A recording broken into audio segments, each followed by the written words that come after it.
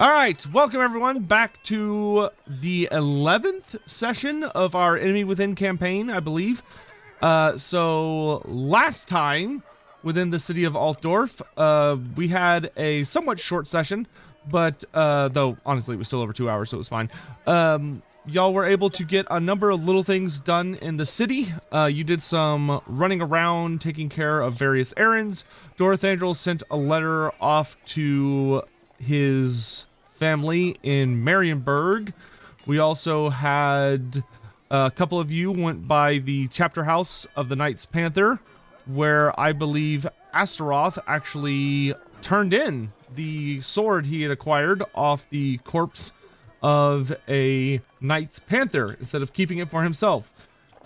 This led to a little bit of an engagement with a number of members of the Knight Panther, some of which were not as nice, but ultimately got him into a meeting with the Grand Master of the Altdorf chapter, Hermann Rundgen, who offered you to become a squire of the Knights Panther Order, which is something that you accepted. So he told you to come back the following morning, and after you managed to get out of there in one piece, you all eventually met back up where you encountered Lenny, son of Lenny, a peculiar foreigner in the city of Altdorf, a sailor who met up with the three of you, and after kind of some back and forthing, joined up with y'all, as much of what you want is something that he wants, and vice versa. Although strange bedfellows, you're all wanting to kind of partake in what you could call adventurous shenanigans, and also head towards Bogenhofen, where the Schaffenfest is going on. Not to mention, you found out that Lenny seems to be working with Anton, the young man who used to work with everyone's favorite dwarf, Thend, and who seemingly got somehow involved in stealing a shipment of handguns that were meant for the city of Middenheim, but ended up not being sold to the guard as were proper, but seem to have found their way into the underworld of Middenheim, though Anton seems to have escaped with some of the shipment and fled the city down to Altdorf. And apparently, Lenny works with him on a boat owned by none other than Josef Quartjin, who is a large man that y'all met literally right at the end of the last session, as Lenny led you to where his boss likes to hang out and drink in the city, which is in a dockside tavern known as the Boatman's Inn. And we literally left off with y'all arriving at the Boatman's Inn, and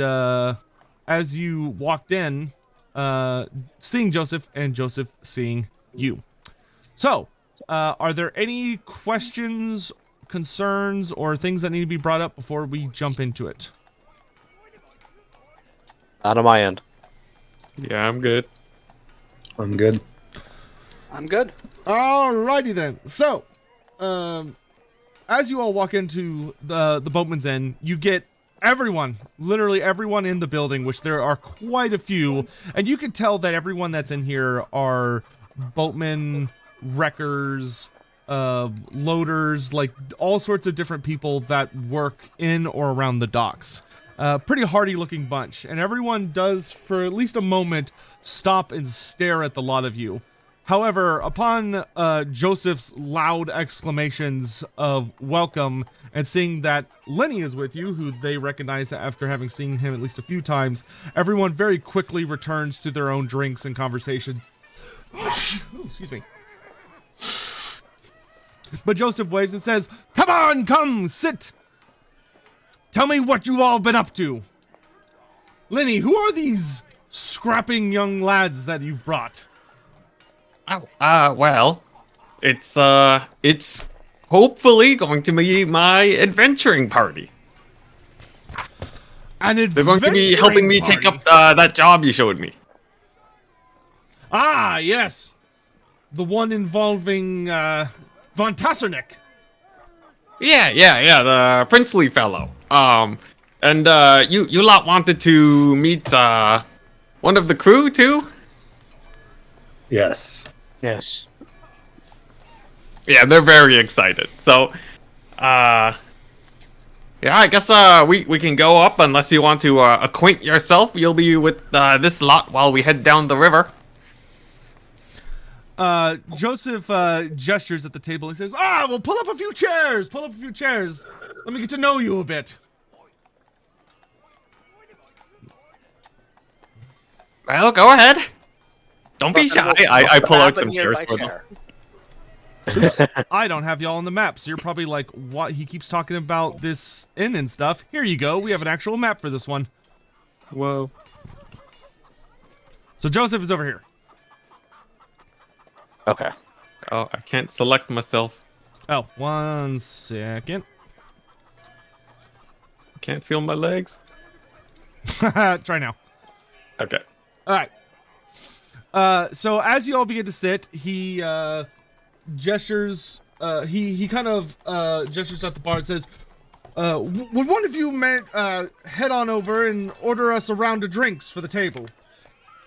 I excitedly jump up and go, "Oh, I got it." I'll go over and get more drinks. All right. So as you approach the bar, you see a young woman with dusky complexion, medium height. She has a very slender build, and you can tell immediately that she's probably from somewhere to the south. You've seen she has between like her skin and her straight black hair and everything.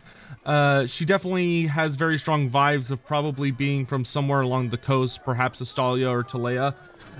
And she gives you kind of a very cool look as you approach the bar. Approach casually and say, "Good evening. I need 4 rounds of ale and 1 of your best wine, please." She kind of quirks an eyebrow and looks over at the table behind you. She says, "One of my best. Can you afford my best?" It depends. How much is your best? She kind of leans forward on the bar and she kind of keeps watching your face, and she says, "Well, if you want my best, I suppose that would run, let's say 10 gold. Ah. How about some of your middle best wine, then? She smiles at you and she puts out 4 drinks and pulls out a bottle, and she goes, "I'm just messing with you. I don't keep anything that's that expensive here. It would just get robbed in a moment." You would think, but I never know. You never know who's packing what nowadays. She kind of throws her head towards the table. She says, "I'll put it on Joseph's tab for now." Ah, excellent. Well, thank you.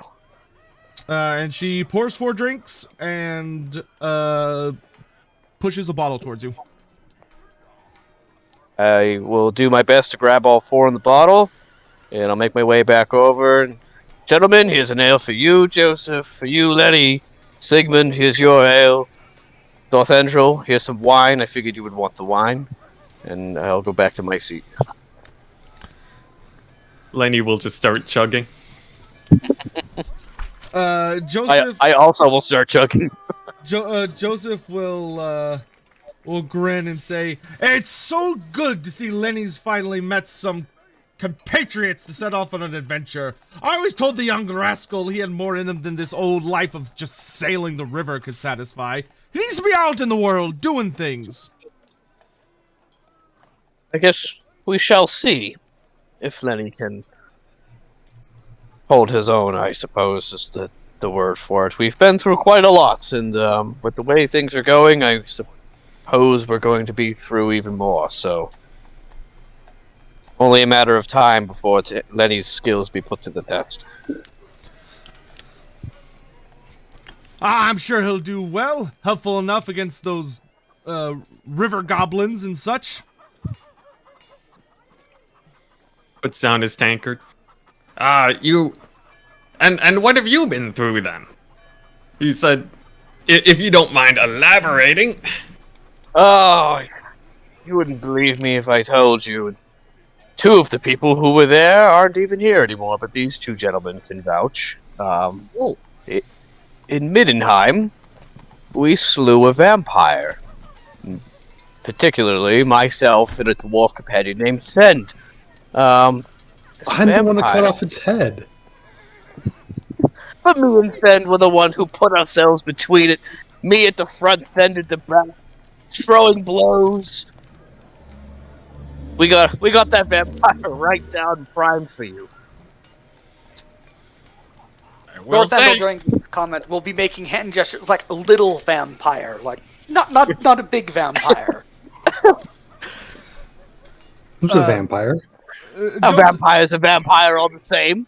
Joseph will sort of squint his eyes a little bit and just be like, was it really a vampire, though?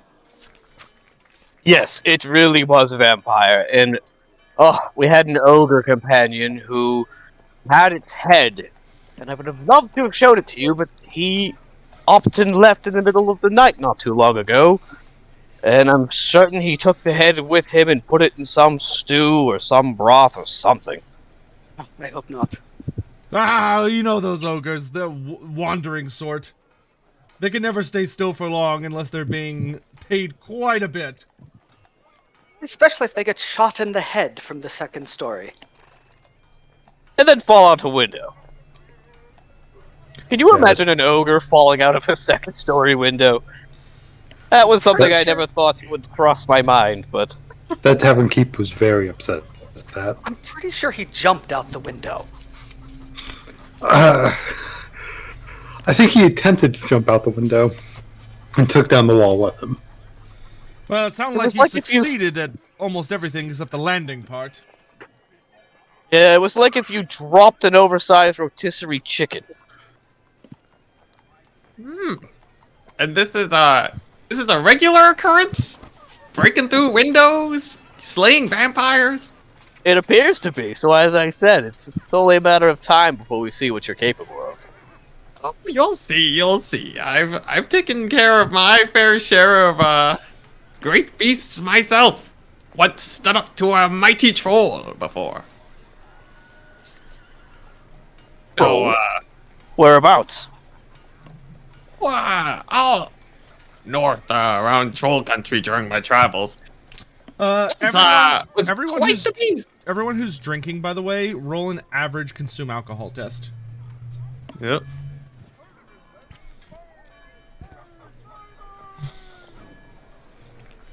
Oh yeah. Oh my god. All right, unless you choose to re-roll that, you're slowly getting drunk. Yeah, I'm just gonna reroll it because that's pretty bad. Okay, Let the buzz take you. Oh, everybody's fine. It was quite the beast. Had 4 arms and everything.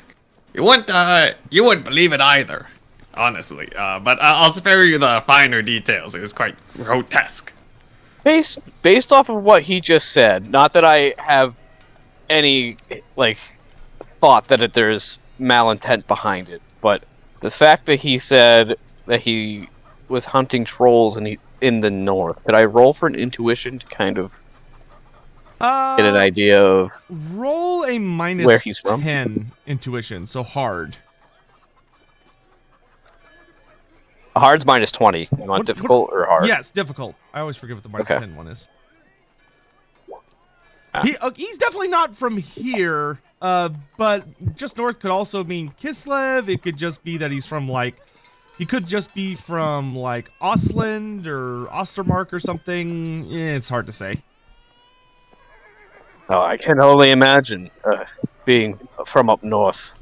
I grew up around Tabelheim, and my father would tell stories of the Northmen that he met from Nordland and the like, and the things that they had to endure, especially being the Nordlanders and the Ostlanders being so close to Troll County and the borders of Kislev. They would often get blowovers from the horrors up north. Can only imagine having to deal with that on a daily basis. It's better than you think.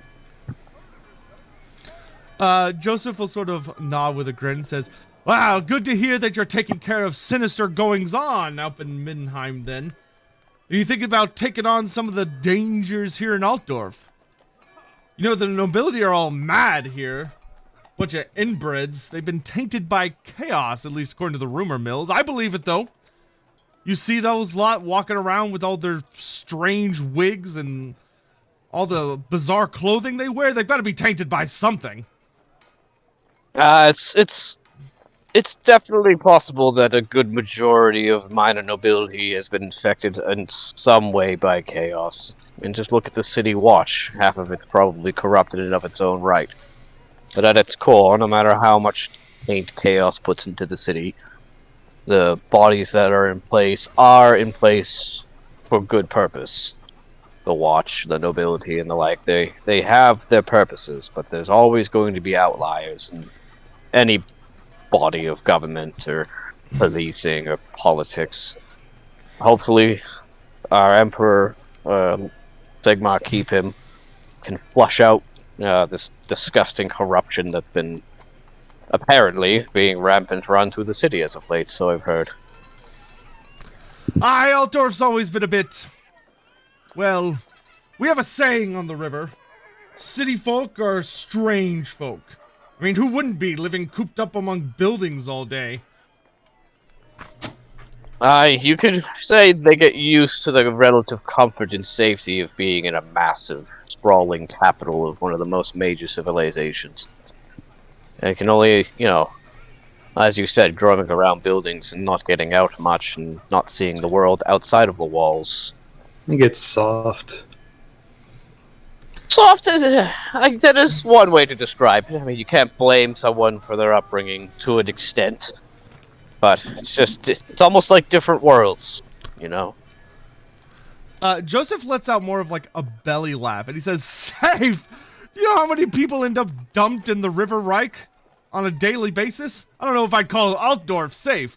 At least with the beastmen and the greenskins, they'll stab you in the front like an honest fighter." It's safe enough, I should say. So, relative safety, yes, of course. Altdorf is so large that there's, as I mentioned, just pockets of corruption everywhere, and gangs and crime and cults. But Astrath, I think next time we go somewhere important, we should take you to the Witch Hunters chapter house. Get you initiated there too. I'll have a collection of belts. From the man of many titles I will be. Witch Hunter, Squire, Nice Panther, Griffinites extraordinaire. Oh, well, I'm glad you're aiming for humble ambitions.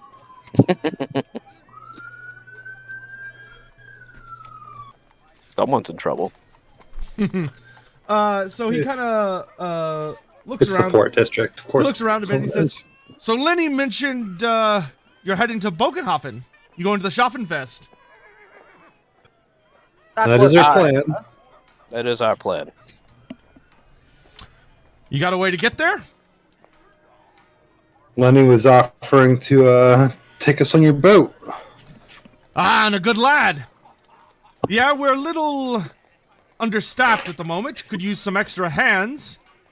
Willing to pay you so you can make money on the way there, though, we'll expect you to work a little bit. I can give you 2 shillings a day for your trouble. Sounds reasonable.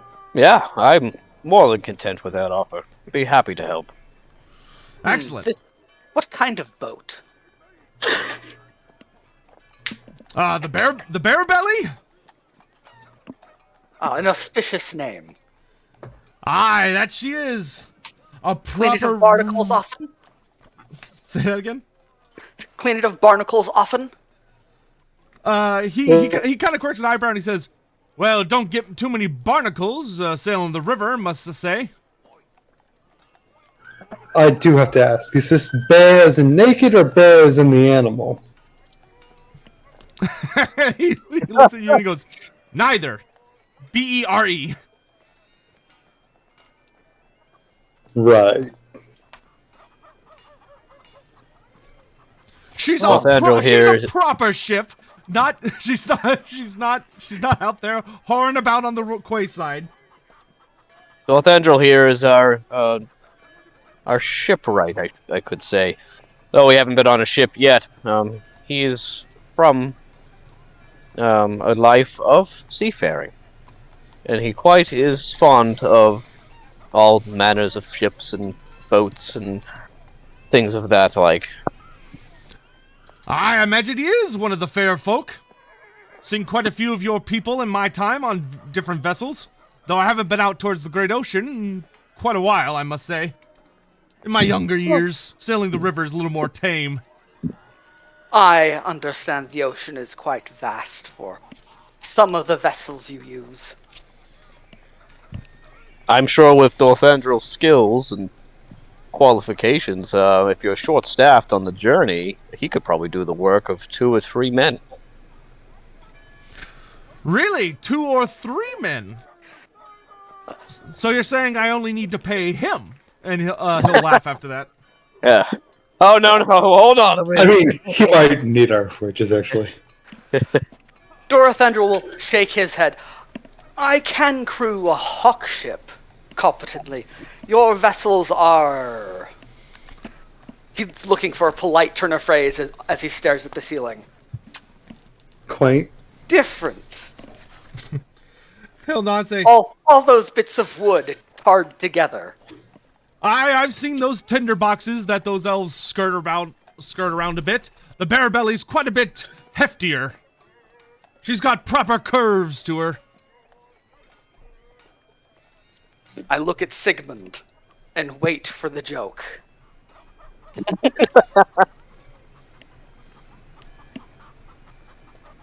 I will sigh. But perhaps in lieu of payment in coin, I have an interest in your human sailing procedures. If I could get some of the implements of a more professional trades of a salesman, those boat hooks and funny-looking jackets you wear, I might enjoy trying out a bit more of your sailing techniques.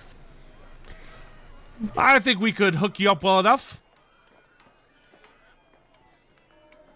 You could become an official member of my crew if you'd like. Teach you proper river ways instead of all that ocean nonsense. I have the time to learn more. He will let slide ocean nonsense. Does that mean I'll get a ship's ticket at the end? Is the journey to Bogenhofen that long? It'll be a good few days at least. A little more than that, actually. We'll make good time, though. Worry not. I want another ale. Does anyone else want one? Yes, please. Good for now, thank you. Yeah, get another round. I'm still Right. working on this wine. Dorothana will say with the tone of voice of someone who does not intend to consume this much of this wine. I will go up and I will request 3 more ales.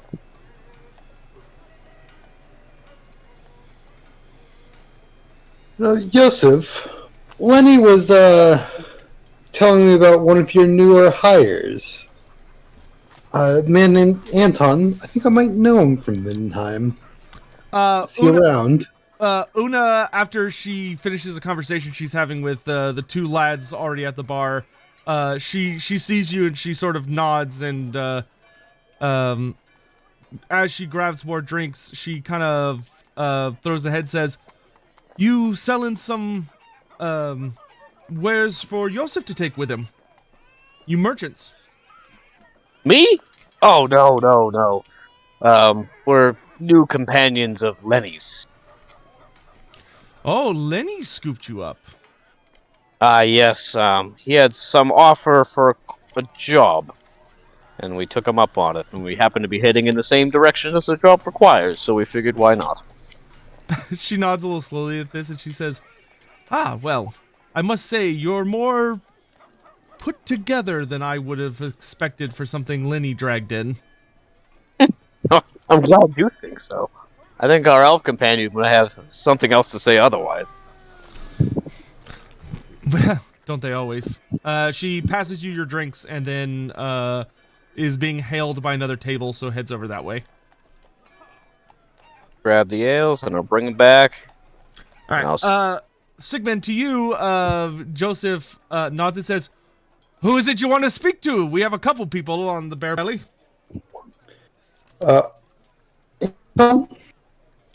Anton! Ah, yes! Good lad. Bit nervous. Always looking over his shoulder like something's gonna be coming out to grab him from the dark. I wonder why that is. Yes. Maybe I can put some ease to his fears. He sort of... They talk really weird anytime they bring up Anton. We Joseph... just want to talk. Joseph finishes his drink and lowers it. By the way, anyone still drinking, roll a average consume alcohol. Lenny, you are a little drunk, so you're going to have a -10 on most of your checks for the remainder of the evening. Mm-hmm.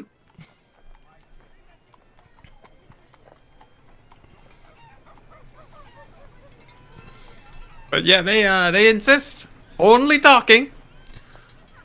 Joseph will sort of... Here, I'm actually going to roll for Joseph as well real quick. Let's see. Gotta find his sheet.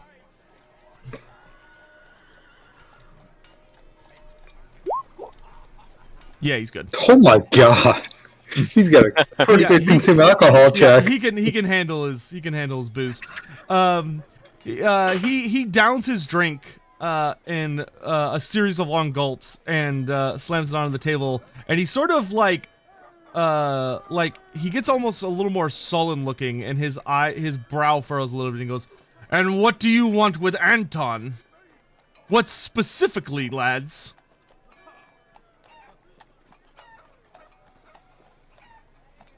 I'll Oh, kind me of- nothing, but I point to Sigmund. Yeah, I'll kind of look. I'll eye Sigmund a little bit without turning my head too much. I'm sure this has happened quite a bit to you before, but there was some trouble in Middenheim that I need to question him about. He kind of looks you up and down. He says, "You some kind of very out of place guard?" Yes, I'm investigating a man from Middenheim in Altdorf while under the authority of Nuln. he kind of like looks up, like connecting the distances between these various places, and he kind of looks back down at you and says, "You're very committed to your work." I have a debt to pay off. Ah, I see. Well, you can talk to him, but I won't have you Sure. roughing up any of my crew, especially if you're on my crew. We don't allow fighting on deck. It's just some questions I need to ask. Ah, yeah, I've heard that from many a watchman. No worries. I'll be there too, making sure everything is fine. Don't worry, I'm very good at mediating. Ignore the blunderbuss on my back. Quartjin will kind of nod and said, "That gun did seem far too nice for that lad to have it. I don't even think he knows how to use it." That would be the crux of the situation. He steal it from some Ponzi hat noble. Say that. Insofar as he stole it from the Watch of Middenheim. Huh. Well, if I understood correctly, he stole it from the person who stole it from the Watch of Middenheim. Josef's brows will furrow more.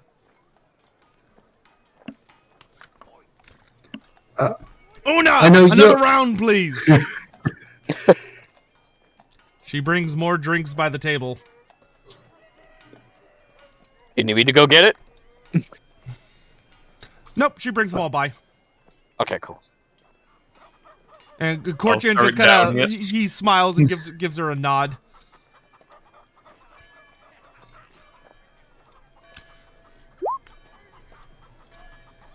Oh. All right, you're at -20 on all of your checks till the remainder of the until you're sober. Mm-hmm. Nothing can touch Astaroth Iron Gut. Ooh, luckily a crit in this case does not actually do anything to you. Okay. So, Sigmund, you are at -10 for all checks as the alcohol starts hitting. So, and just so you're all clear, once you hit -30, you are drunk. So, like, Lenny is pretty tipsy. Sigmund is starting to feel it. And it's a -10 to just about everything, though I think there are a couple of exceptions. Let me double check. So it's going to be a -10 to everything except fellowship, pretty much. So anything relating to weapon skill, ballistic skill, agility, dexterity, and intelligence. So anything relating to Toughness and fellowship. Toughness, initiative, and fellowship are all still fine. Okay. So technically, the -10 doesn't affect more consume alcohol checks. Yes, that is correct. So actually, Lenny, you would not have failed that check. Oh, sweet. So you are still so you and Sigmund are equally feeling just a little buzzed. Joseph does just nod and say, "Well, I suppose it's fair enough that I let you talk to him then. At the very least, maybe he can help you wrap up who stole them initially in the first place, since he stole it from someone who stole it from where it was apparently supposed to go. Being a shipment from Nuln that arrived in Middenheim and was stolen, then stolen, and arrived here in Altdorf." Precisely. Do you expect anything less from our glorious empire? No. Yeah. Well, Speaking of glorious empire, did y'all see the Emperor out in the Conic plots? we did yesterday. Yeah, yesterday. Strange, wasn't it? What was all that about? Does he parade every day? I haven't seen parade today. No, because that's the first time I've ever seen him. I don't think he paraded last time I was in Altdorf either. Nah, been hearing that he's been doing it a lot lately. But, not to be terribly expected, he has been catching quite a bit of flack for the whole Ubersreich incident. Happened to Ubersreich. Ah, you haven't heard? The Jungfreuds got outed. The previous rulers of the city by imperial decree. The Emperor's taken over the city, much to the, shall we say, unpleasant surprise of much of the nobility. I mean, it's technically within his authority, right? I mean, he controls the entire empire. If he needs to take something specific into his own hands, who's going to stop him? Ah, I don't think the other nobles, much less the other Electrocounts, would see it that way. Even an emperor's got to be careful. There's always bigger things at work. I'm sure there's some other motivation behind it that we'll just never be privy to.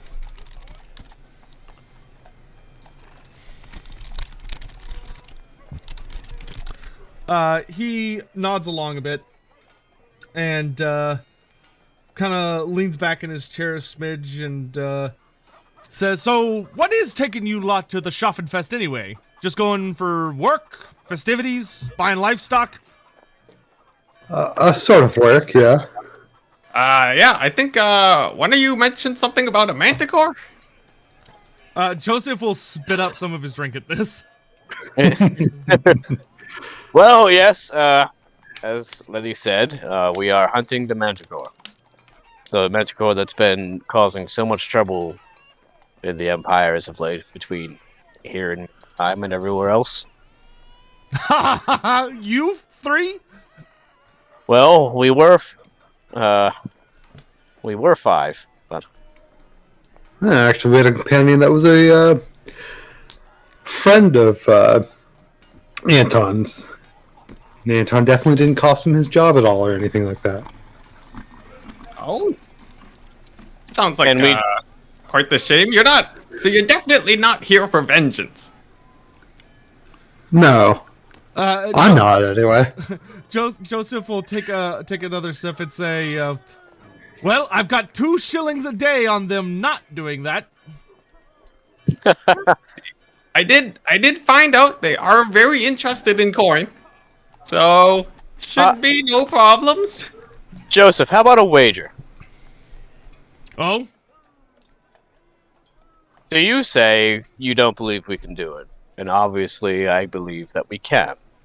And Lenny, since he'll be coming with us, will be a direct connection back to you. So, how about this? You said 2 shillings a day. That we won't do it. So 2 shillings a day for our journey to the Bogenhafen. Upon receiving proof that we got the Manticore, you triple that and give it each one of us a payment. He raises an eyebrow at you, and he says, "My bet was that you weren't going to hurt Anton on my boat, since you work now on my boat." Oh, I totally misunderstood. I thought he was talking about the Manticore. That say that we weren't going to do that. He does laugh and he goes, "Ha! Now, you managed to convince an elf to travel around with a group of humans? No, there must be something about the lot of you. I don't know if you're kill Manticore worthy, but I don't bet against that. I don't bet against fools' errands." What about Fair Knight's enough. Errant? Ha! I see what you did there. What is this? So you know how we said that we have to go back to the Knights Panther chapter house tomorrow? Yes, before we depart, I do. It's because he's getting inducted. Initiated? I don't know what the word for that is. Joseph kind of looks you up and down a bit, and he says, "You a noble?" He does have a bond. True, and he kind of looks the part. Not very well dressed like one, though. You hiding from your parents.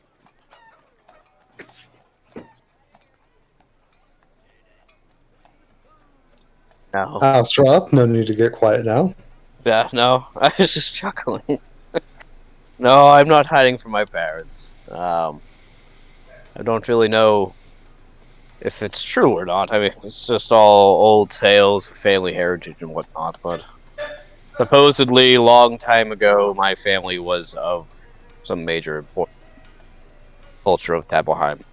Well. Although those titles have been long lost, and I was born into a family of quaint hunters. Well, congrats on the promotion then, lad. They gonna let you go off on a boat on some wacky hijink adventure to hunt a beast? Not exactly sure yet. I believe so, but I will not find out until tomorrow. Well, hey, we should celebrate. What are your names, by the way? And he, realizing he hasn't asked it. Yeah. I'm Aseroth von Hurlstein. Sigmund Faust von Serig. Oh, two Vons. Two Vons and Dorathandril Dandyheart. 2 Vons and a double D. He nods. He says, "Well then, Sir Astaroth, if it's not too beneath you to treat peasants like us, could you get us another rounds? Tell Una to send something a little harder." Oh, sure, absolutely. And I'll go up to the bar before I leave and say, Dolthandril, Sigmund, are you still good, or do you want another drink? I'm still Good. finishing this first container of wine. Get him something, and I'll put it and myself. Okay. Now I'll come up to the bar and wait for her to notice me. At this point, she's just cleaning glasses, so you walk up and she kind of inspects one of them. She says, "Becoming a knight." Eventually. Right now I'm just a squire. But tomorrow I will be a squire, I suppose. Oh, well, congratulations. You must be very proud. I am. The shock still hasn't really set in yet. It's just not something I ever expected would happen. I didn't come from royalty or nobility as far as my current my lifelong living situation. So it's not something I ever imagined would happen to me. What made them watch you then? Some night see you killing a great beast on the road, or did you help them not get pickpocketed in the city? Oh, we came across a squad of Knights Panther a while back that was slain by the Manticore. There was just nothing left of them, but one of them had a sword, and it was very clearly valuable, and I couldn't leave it with the bodies for grave robbers or God knows what else to find it, use it. So I took it upon myself to keep it until I saw Knights Panther, whether it was on the road or somewhere at a chapter house. I unfortunately didn't see any more Knights Panther until coming to Altdorf, so I made it my goal to bring it back to the chapter house. And when I did, I almost died, but the Grandmaster, supposed he just, I don't know, he appreciated my effort, and I guess you could say he saw something in me. I just feel weird saying that, but he made the offer that I join. Drinks, Astroth! Hey, excuse me! She nods and she says, same thing then. He said to send something a little stronger. She kind of narrows her eyes a little bit. She says, I think I know the stuff. And she pulls out, she puts some fresh tankards out and reaches down to the table and pulls out a different looking bottle and pours just an appreciable amount in each of them and slides it toward you. She says, that'll do. Okay. I will leave her 10 silver shillings as a tip. Man, no, she's been putting it on his tab. Are you sure? That's a big tip. Yeah. All right. She kind of raises an eyebrow and she gives a little, she kind of looks down. She goes, fucking Sigmar. All right. And she kind of does like a little faux curtsy in your direction. She says, my lord. Oh, no, don't hit me with that. I'm not used to that. It's not something I ever thought, but no, you've been good to me, so enjoy it. She takes the money, and you can take the drinks back to the table. There is enough for each of you to have one, including Joseph. Dorothandra, you gonna stick to your wine, or are you gonna try this stuff? I'll try it. I probably won't drink all of it. Okay. There is a little bit more than like a mouthful. Like it is not a lot. Oh, then I'll drink it. All right, everybody who drinks How hard of a... It is going to be a -20. It is a hard consume alcohol check. Ugh. And it is drinking fire. Hard. I'll raise my glass to your new position as a knight. Ooh, even Joseph's feeling it. He says, to the Lord of Hunters. I'm never gonna get used to this. All right, everybody fails. Nice.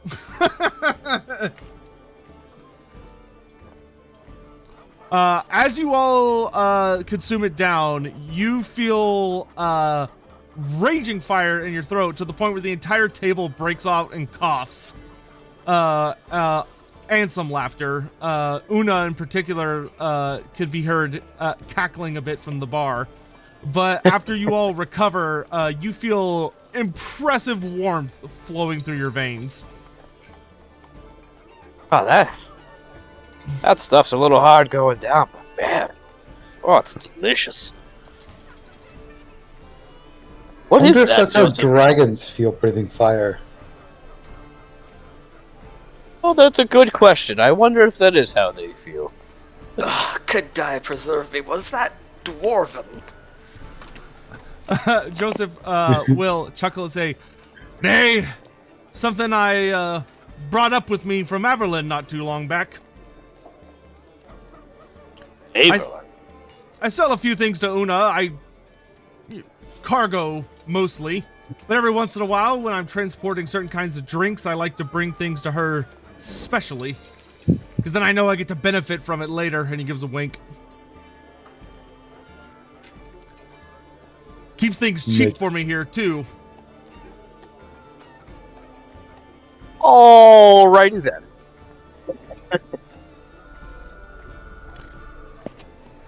Well, as you all are enjoying yourselves, merrymaking and talking, and the night kind of settles into dusk, and night begins to come on. All the lights are lit, and it settles into a pretty nice atmosphere. The door to the tavern suddenly opens, and in walks a man.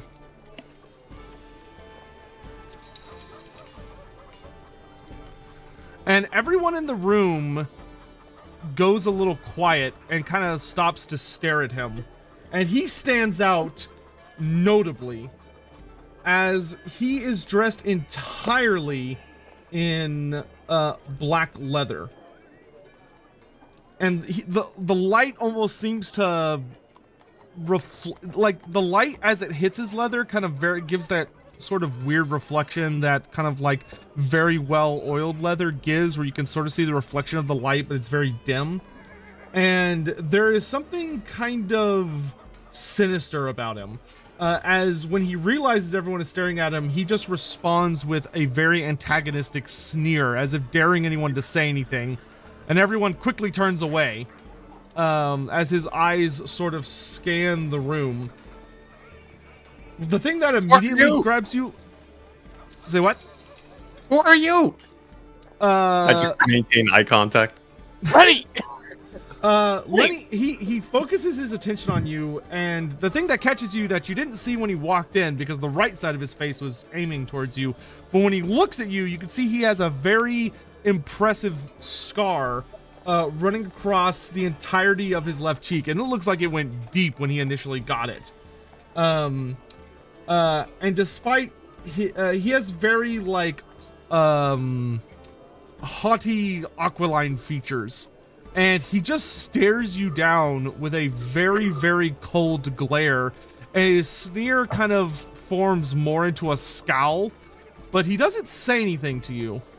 And he simply walks up to the bar where Una is, and he approaches her, and she when he walks by these two tables, you notice that the people, as he walks by them, kind of shrink into their seats a little bit, or outright flinch.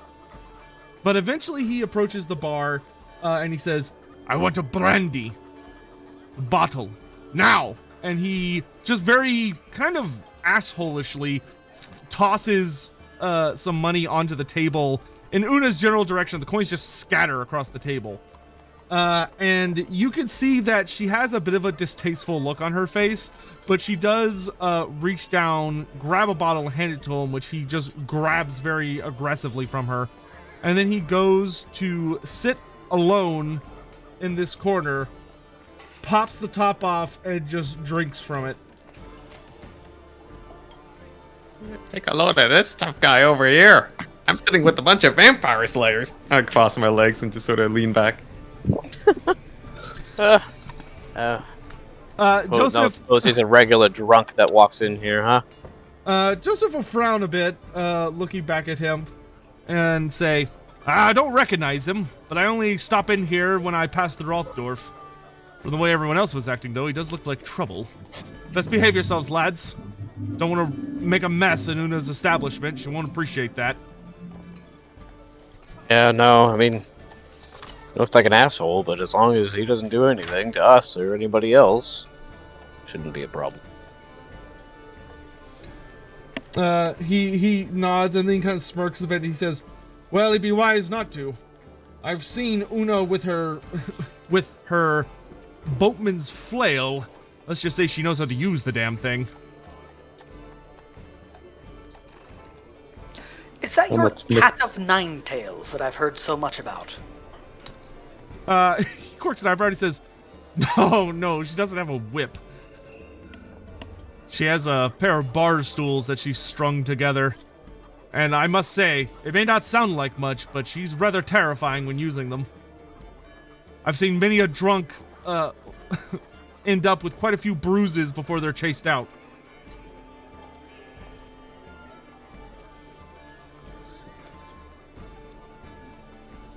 Let's make sure she doesn't have to use it on us either.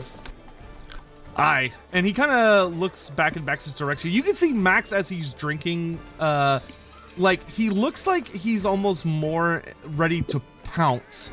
And he's just scanning the room. And anytime, like, if he catches you looking at him, he just makes eye contact and stares at you as if daring you to do something.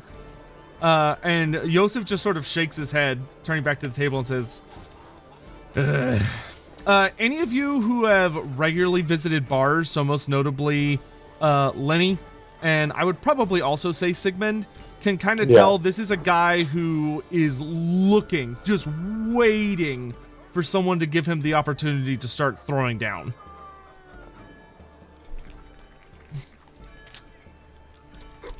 Best to keep an eye on him until he leaves. If you want me to keep an eye on him, I think I can beat him in a staring contest.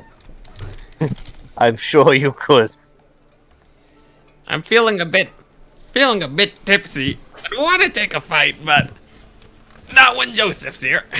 No, like as I said, it'd be best to just make sure no trouble starts and Pointedly wait for him ignore to take his leave. Yeah, make sure he doesn't hurt anybody. Hey, but you lot wanted to see Anton, right? Could go check up on him. That's a good idea. We could do that. Yeah, now that you're Max- buttering up a bit. Max nods and says, perhaps that'd be best. Max or Josef? Sorry, Josef. I don't know why I said Max. This is Max, by the way. Yeah. You're going to find out his name in a little bit, but that's Max. Hi, Max.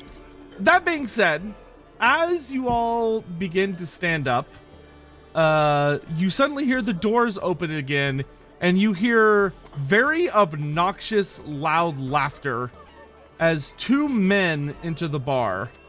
And you can immediately tell by their appearance, and their extremely nice, just grotesquely fancy clothes, and the way they carry themselves, that you have, that two nobles, young nobles, rapscallions, God. one might say, have just entered the bar. And in behind them comes four not so jolly looking individuals who are all armed to the teeth and seem to be their bodyguards. And as Let's get out of here even faster. as they enter, the shorter, fatter one goes, "I say, chaps, what a quaint establishment!"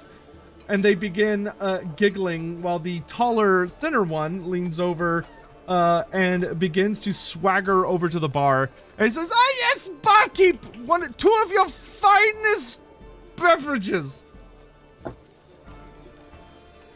Little out of place, don't you think? Seems like I've seen it before. They think this is a daring thing to do, to go out with their bodyguards and frequent the places that the commoners go to. Dwarf will elbow Sigmund as he sees two guards standing blocking the doorway just a few feet away from him.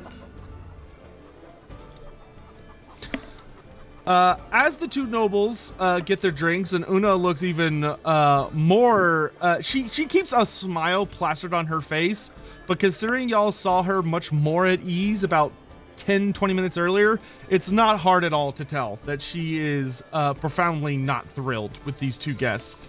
But she does pour them their drinks and hand it, and they start laughing, and you can tell by the way they're talking, and like their speech is a little slurred, and they're kind of like all over each other, like constantly leaning on one another or almost falling over, and it's spilling constantly, that these two are kind of already plastered to the winds.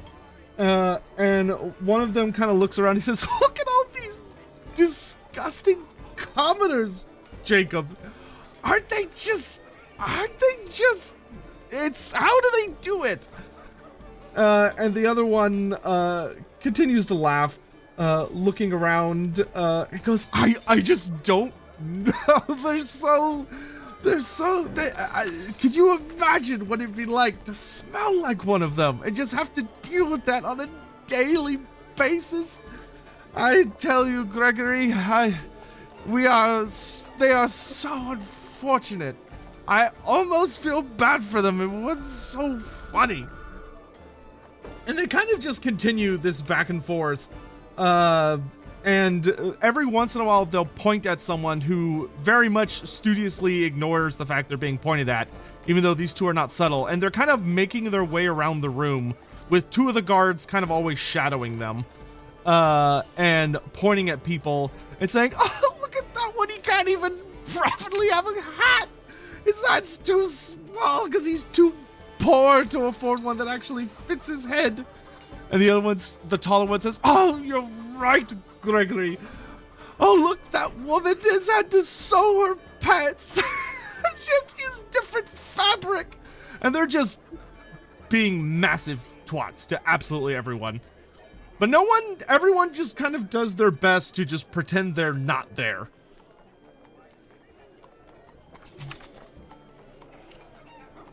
I think we were on our way out then.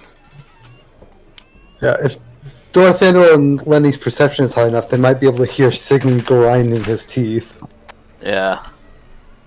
Same with Astaroth, but Astaroth was just kind of look to Sigmund and say, they wonder why nobility hates the commoners, commoners hate the nobility. It's just... it's maddening. Sigmund, Dorthandel, and Lenny, roll me an average intuition check. And remember, intuition is not affected by being drunk. For some reason. Lenny! I'm not much better, but Jesus Christ, Lenny. Cool. Dorthandel got a 36. Oh, Dorthandel. Okay. Dorthandel. Because of where you're sitting, and your eyes just happen to be looking in his direction, as you're kind of like flicking between the nobles and just where you naturally would be looking, you notice, based on his body language, that the man in dark leathers who entered earlier seems to know these guys. And like, he seems to be watching them with, quite a bit more, far more intensely and with intent. He doesn't seem threatening towards them, but there must be some kind of relationship there, as he's kind of sipping away at his brandy, though you're not sure what exactly the relationship would be.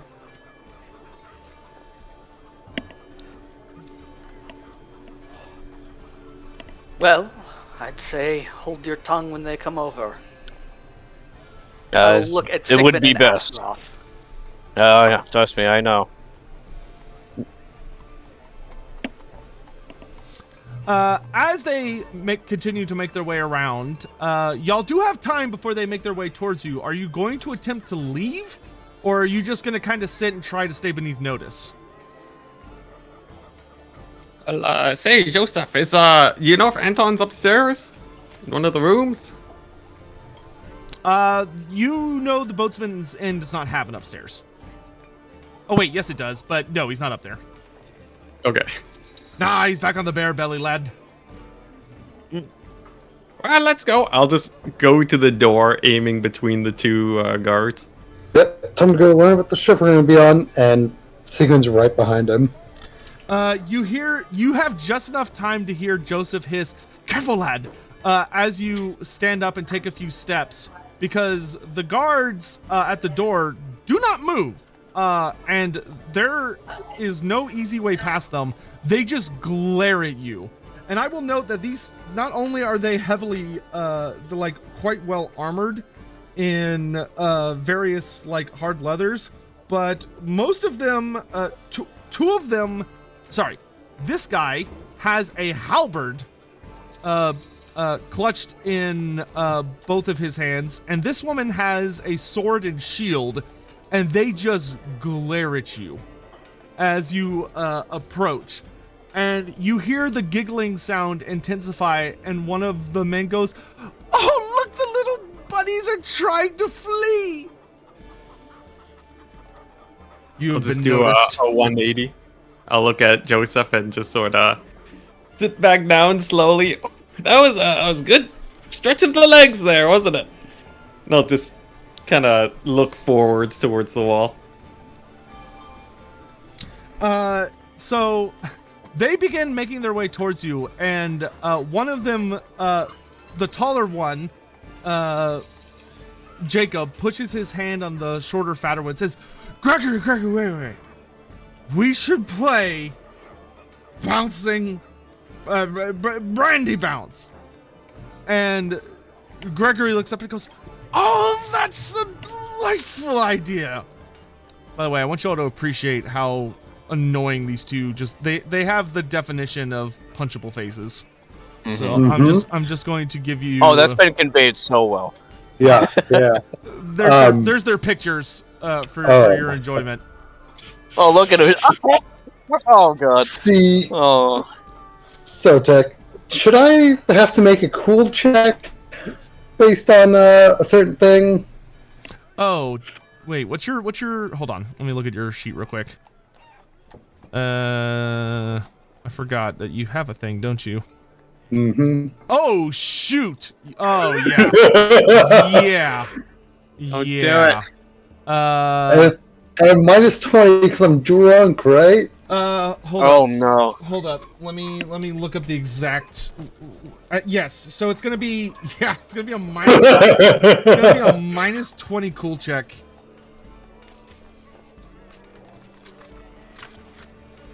Challenging, I assume. For your prejudice. Yeah. Challenging, I assume. Yes, but with a minus 20 penalty. Yep. Wow. Who could have seen this coming? Yeah. Okay, so just to remind you of what prejudice does, so since you have failed, at the end of about every like 30 seconds or so, you are subject to prejudice, which means that you will immediately insult them loudly. Like, you cannot be discreet about it. You are, like, fired up, and these guys have been pushing it a little far, a lot of far, and basically, every little bit, I will give you the opportunity to test again. You are under the effect of prejudice until you pass, or you are knocked stunned or unconscious, or they leave. Okay. So that immediately takes effect. Yep. Whole game's never a hard work's day, or day's hard work. There's a pause as the two reach the bar and grab new mugs of brandy. And the two of them look at you and like they squint, and you can see the two guards that are standing with them also look at you, and their eyes narrow. And Josef kind of hisses across the table, and you kind of vaguely hear him say something along the lines of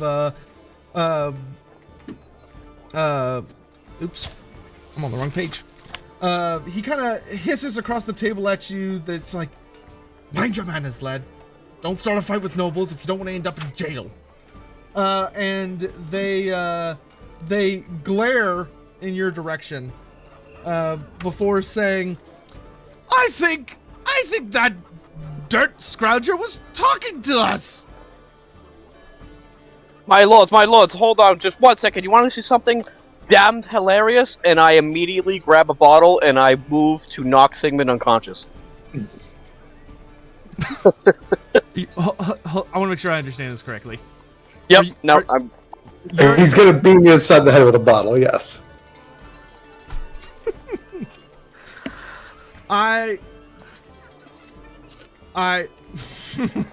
Okay.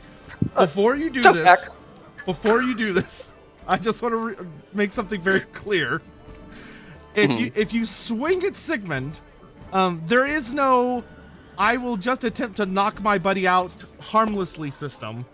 There is a not strike to kill system, true, but you would basically be doing an aimed shot with an improvised weapon on his head, which can have serious consequences.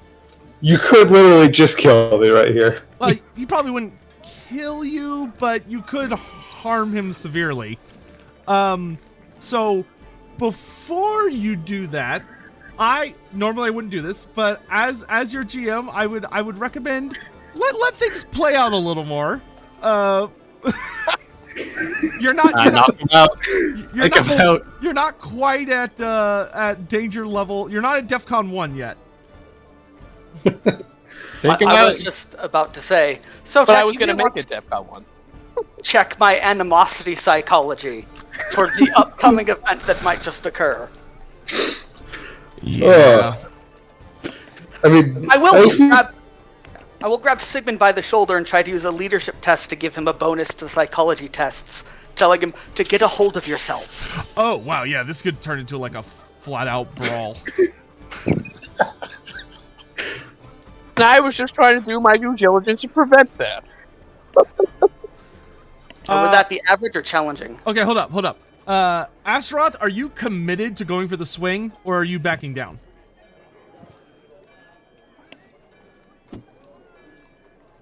Well, I don't want to piss Hawk off. I don't care. It's like, no matter what you do, it's too late. These two have noticed you guys, and they're coming for you guys. There's no alleviating that.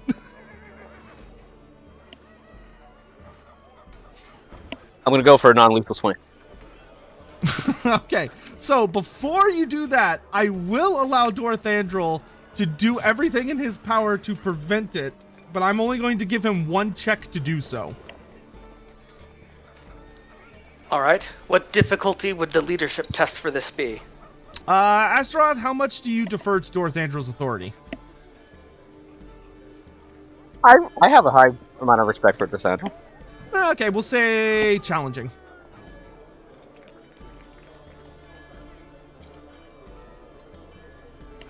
Hey! Sigmund, pull yourself together. Astaroth. Is this how you want to be remembered on the day before you head back into Altdorf's lower side? Ooh. That was a good jab. Was. Not so much how I want to be remembered, it's more so just trying to mitigate. By pummeling your friend, your companion, whom you wish to brave the greatest life-threatening dangers with. Yes! Just a light touch, just to give him a little light touch, put him to sleep, make the nobles laugh, maybe they'll leave, and then he can get one on me in the morning. You do notice, Sigmund, you are keenly aware of the fact that Astaroth is behind you with the bottle now. It is not a secret. Yeah. That time has passed. B, Astaroth, you notice the two guards at the door. They are looking at you with... The woman has her hand on her sword and is half drawn. And the guy with the halberd is, like, gripping it and is lowering it just a smidge. And you can... If you look toward... actually, no, I'm not going to give you that benefit. But the air is tense, and you can see both the nobles are watching with, like, bulging eyes, and they look thrilled. Oh, Gregory, I think they're about to start fighting among themselves like dogs for scraps, and we didn't even have to throw coins on the ground in front of them this time.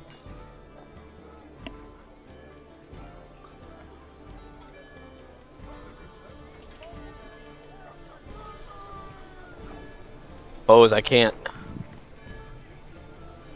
Suppose I can't now, right? Because Dwarthandrel passes successfully. I mean, you still can if you want. Just be prepared for inevitable consequences. Another player cannot prevent you from doing something. They could just try and make it feel like it's a very, very good or bad decision. Yeah, no, I mean, I'll heed Dwarthandrel's word. At this point, the smaller, fatter one speaks again, and looks and says, "Check!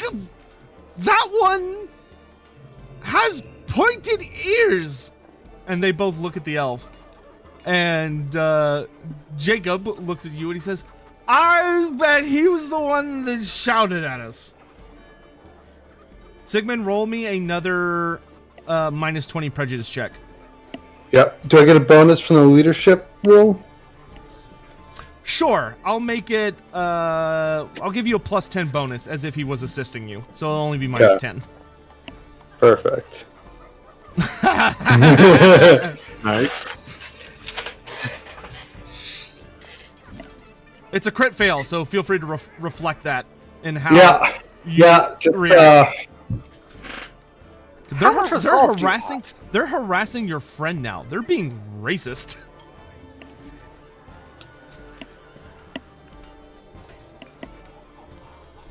not only are they deaf, they also tried to sully an ally of the Empire. Such a shame, these kids. They look at you, Sigmund, and the guards kind of step forward, and Astaroth, they're kind of hovering behind you, and one of them, the man who has a mace, grunts behind you, sit down. And I'll cock my head a little bit behind me to the right and say, if you want to avoid any further disturbance, let us handle him.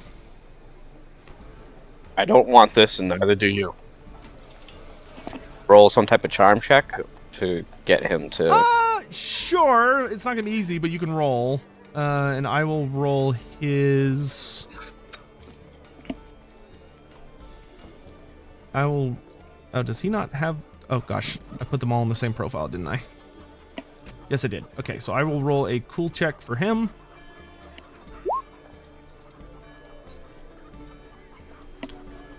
Ignore that. That says Joseph. Okay. What do you want me to roll Okay, for charm? roll a challenging, because it's versus someone else. But he rolled... Oh, well, he rolled a 92. So he actually would have been... Oh, gosh. Brain. He rolled a 92, but his stat was... What was his cool?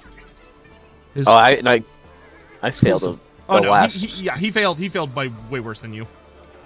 Even So with the you minus... win. I have a minus 10, right? Because I Oh, failed you have that a very minus last 10, so alcohol check. You would have been Forgot about minus that, too. 6. This is fellowship, though, so it's not impacted. Oh, that's right? true. That's true. Yeah, it's not affected by alcohol. Yeah, no. So you win, just barely though. And he kind of grunts, and he motions for he just sort of grunts in response. But before any of you are able to say anything else, the smaller one stumbles forward and begins chugging his brandy. I mean, downing it as fast as he can as he's moving towards you. Here, I'm gonna put y'all a little closer to the table. And as he gets to about here, he lowers it, shakes a little bit, and he puts one arm on Lenny for balance, and he grabs Astaroth by the shoulder with his other hand for balance as he drops his drink, and he goes bouncing, and he throws up all the brandy he just drunk onto Sigmund.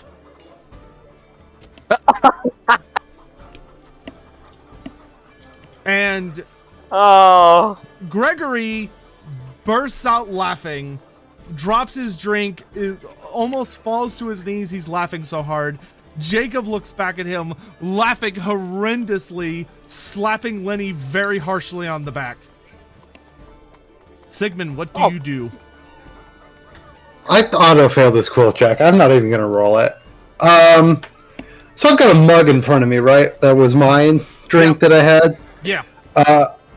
Just going to grab the handle and use it as brass knuckles as I strike this person in his solar plexus. Okay. Roll a. You're gonna roll a melee basic with an improvised weapon. Okay. And it does have the pummel, so I will use strike to stun as well.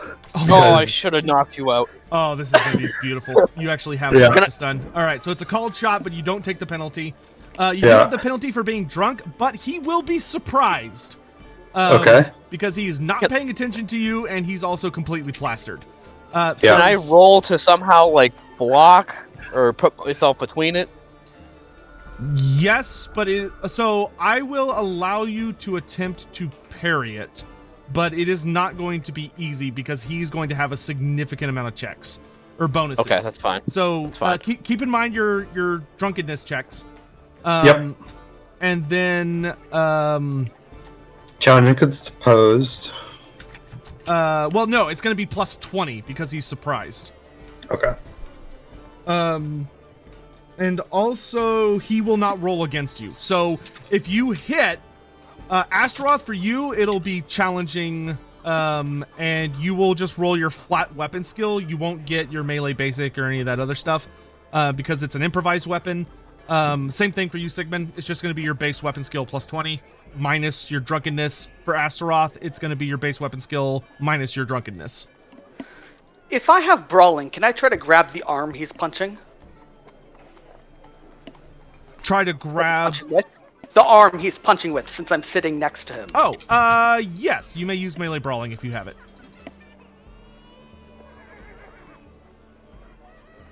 Okay, weapon skill. Oh, God. Sigmund, I should have knocked you out.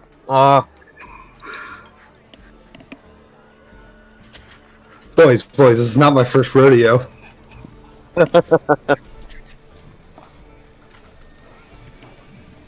And so I go to combat for that.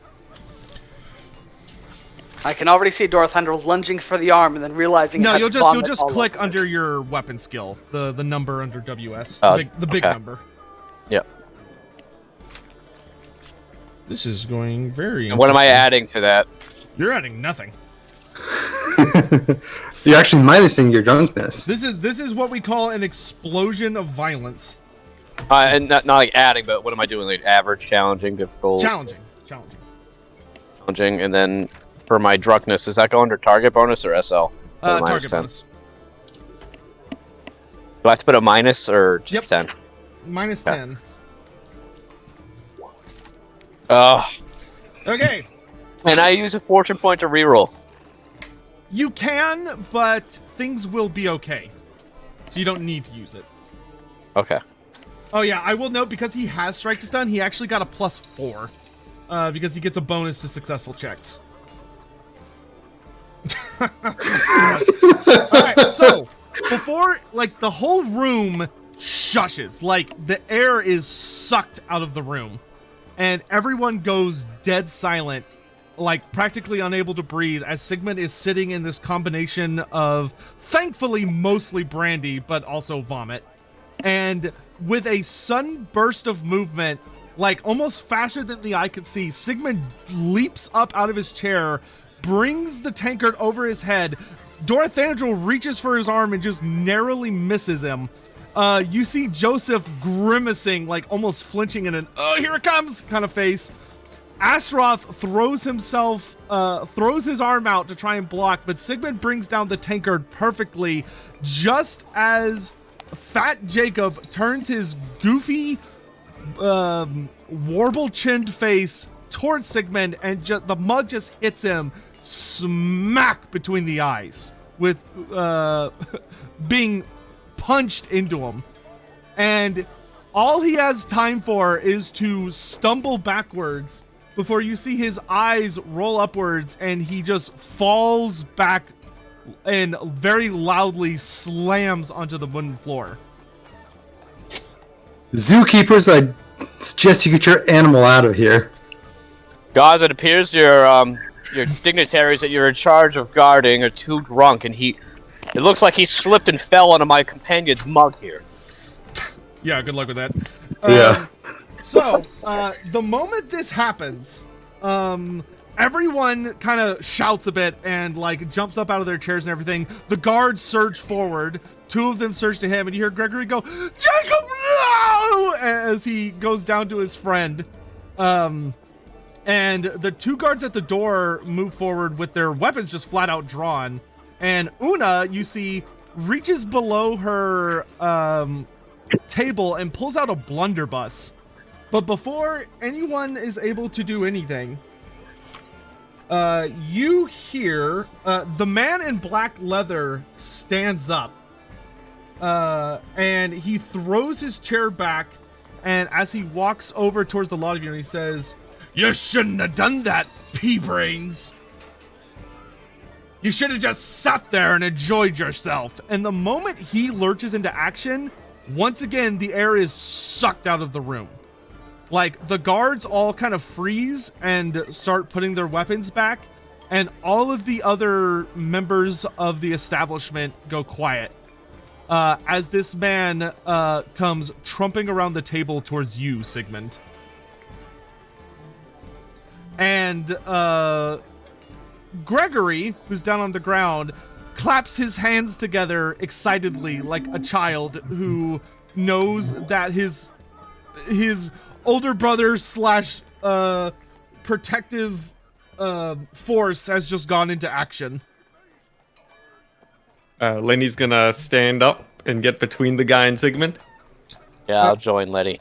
Okay, as you two stand up, Joseph is kind of like, if anything, he's stroking his beard thoughtfully at this point, but he looks more bemused than anything, considering no one's been stabbed yet. He's still like, all right, we're still okay. And this man glowers at you. And Max, he actually shoves forward hard with a hand and hits you in the shoulder, Lenny. And he says, "Can I try to dodge it?" "Oh yeah, you can. It's not like gonna be that painful. It's more just a." It's the thought that counts. What's this? Just roll a challenging dodge, but remember your drunk penalty. Yep, minus 20. No, minus 10. I don't know, how drunk are you? I think it's You minus said 20. one of them because I'm not. Yes, you're minus 10. I. Wait, no, you are minus 20 because you failed the big drink. Oh yes, yes. Yeah, you're all at least minus 10. Minus 20. Hey, I would like to reroll. I don't think it actually matters. Well, Oh, reroll it. No, Matters in to this me. case, it would actually matter. a critical fail on a dodge would matter. Oh my god! Oh man! It didn't matter, I swear! Oh my god! Oh man! Part of me is like, I should offer you a dark deal, but the rest of me is like, no, no. This is. Oh, you gotta offer it to him. You gotta. All right, Lenny. In a deep part of your soul, everything's moving in slow motion. Tonight's been great. You've been living it up. You made all these new friends. All this crazy stuff's going on. You're potentially about to be the cause and or participating in a bar brawl of some sort. But you hear a little. You see, like you feel your leg tripping over your stool, and there's a part of your mind that realizes that this might not go well, but you hear a whisper, just the slightest of whispers of something, that essence of enjoying oneself, the essence of enjoying the delights of life, not wanting this moment to be ruined by benign violence. And it offers for just a smidge to allow you to perhaps escape what's about to happen in exchange for a corruption point. All right. Well, I don't want to ruin a good day. I gotta look good in front of my new friends. I'll take it. All right, so you gain a corruption point, but you get to re-roll the check. Come on, one more time. Come on. If you crit again, I can't help you. Oh, okay. All right. Almost in the style of a drunken master martial artist, you trip a little over the chair, but it just happens to get your positioning just right that you gain your footing, and he just misses you, and he actually stumbles forward a little bit, and he gets a little red in the face. Can I? So I'm right next to Lenny. When he gets up and he does that and he stumbles, can I roll to just kick my foot out like a Tom and Jerry cartoon and just trip him? It will not be easy because he will attempt not to go down, but you may try. Okay, what do I... Roll me... Basically, you're going to roll a challenging weapon skill, and he is going to attempt to dodge it.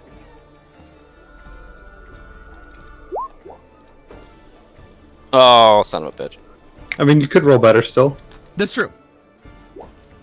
Not like that, though. You shove out your foot, but it's drunkenly obvious. You were not nearly as subtle about it as you thought you were, to the point that you, like, kind of kick the chair and it stumbles a bit. And that, more than anything, alerts him, and he pulls back. And he scowls, particularly at Lenny, and he says, "This is what happens when dirty, damn foreigners come into a civilized place. Why don't you go back where you came from and wash the swill off you?" Hey, you can try and send me back there if you want. Doesn't seem like you can lay a hand on me, though. He scowls, and he says, "Well, come on then, freak." Well, first things first. We don't want to ruin such a fine establishment here. Perhaps we take it outside before I make a mess.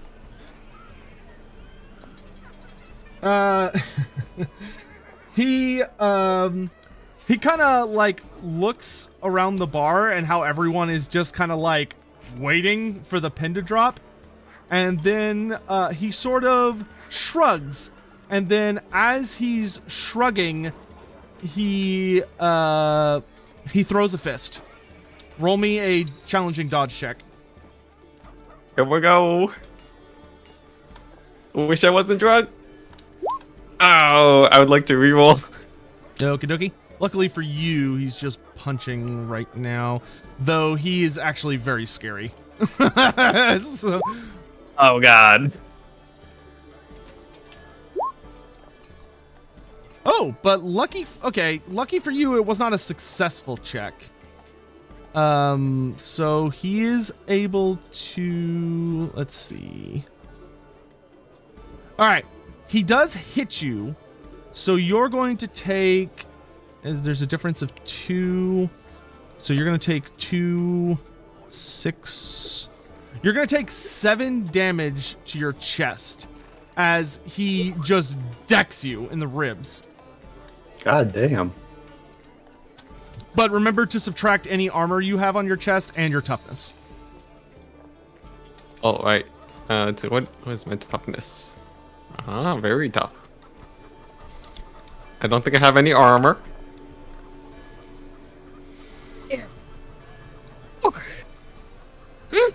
So are we still acting like just at Roll will initiative. at this point? Okay. You do not have to join in on the fight, but I want you to roll initiative regardless. Oh, I am joining in on the fight. Yeah.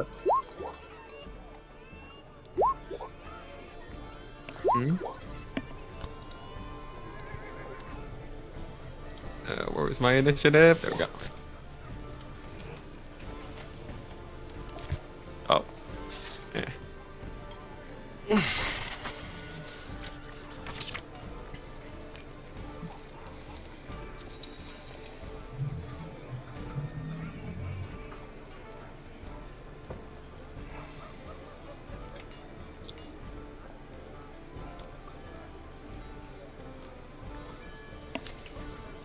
Lenny's sheet isn't set up to have the D10 that we add in. Oh shoot. Oh.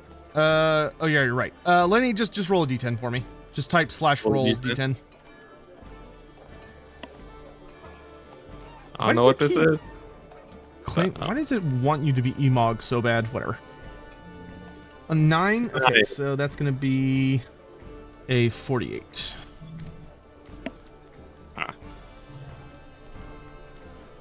Did his roll? Let's see. No, it didn't. Okay, no, so I need to do the same for him. I need to fix these later. Glad you got that. So he is a 51.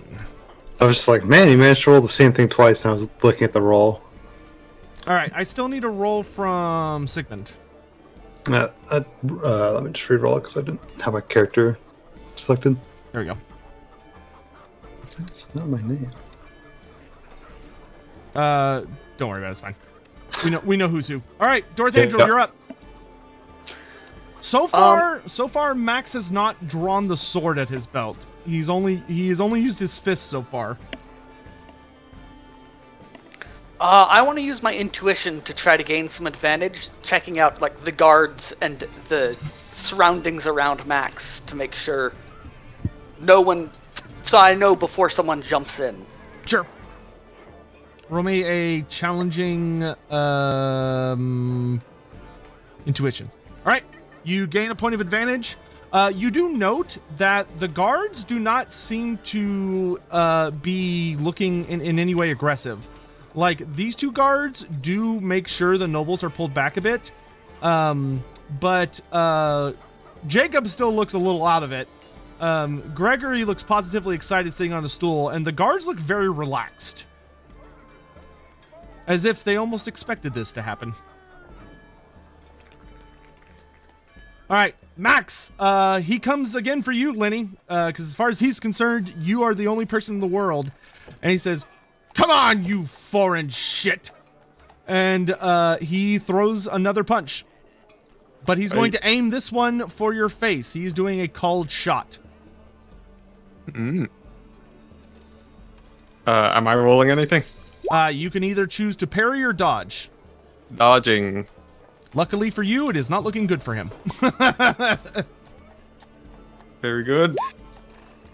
Okay, so you will win the roll, and he crit failed, so he has to roll on the oops table, which I need to pull up. There's not an updated oops table, right? There's only the one in the core book.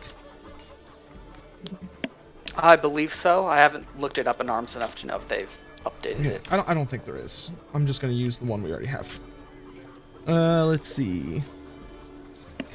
Where's my oops? I'll find it in here somewhere. Here it is, the oops table. All right, so what happens to Mr. Max? Also, Antici, gain a point of advantage in the combat tab on your sheet because you, as he tries to swing at you, you do manage to move aside. Ooh, he rolled a 95. Whoa. Oh, I know that one. What is it?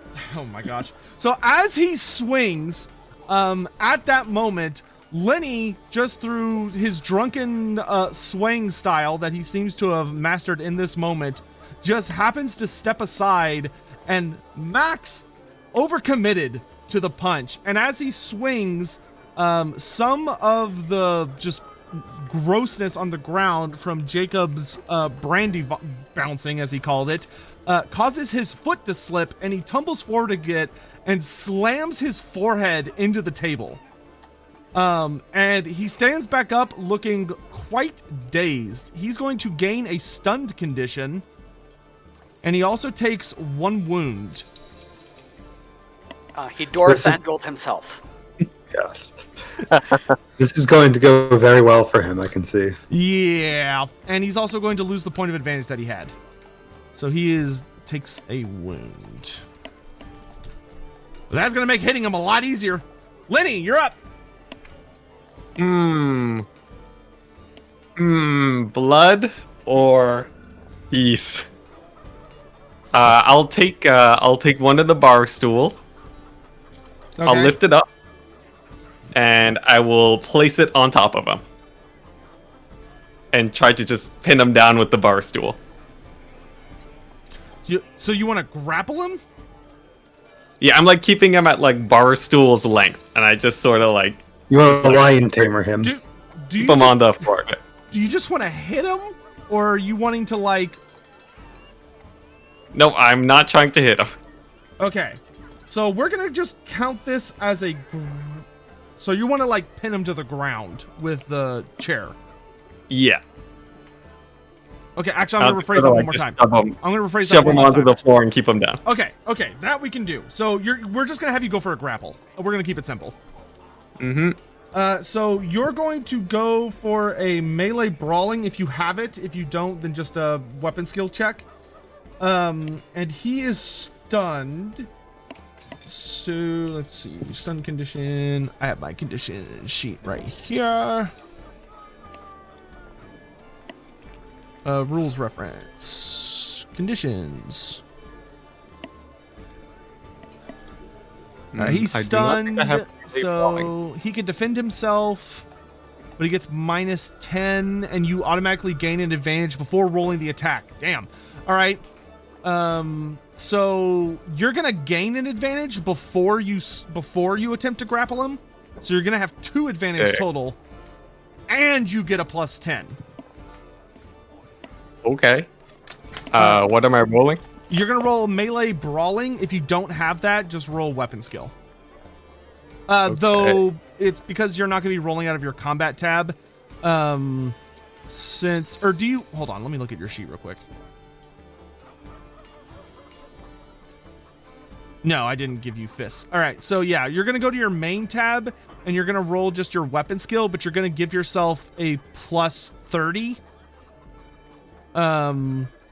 And then -20. So you're gonna just give yourself a +10.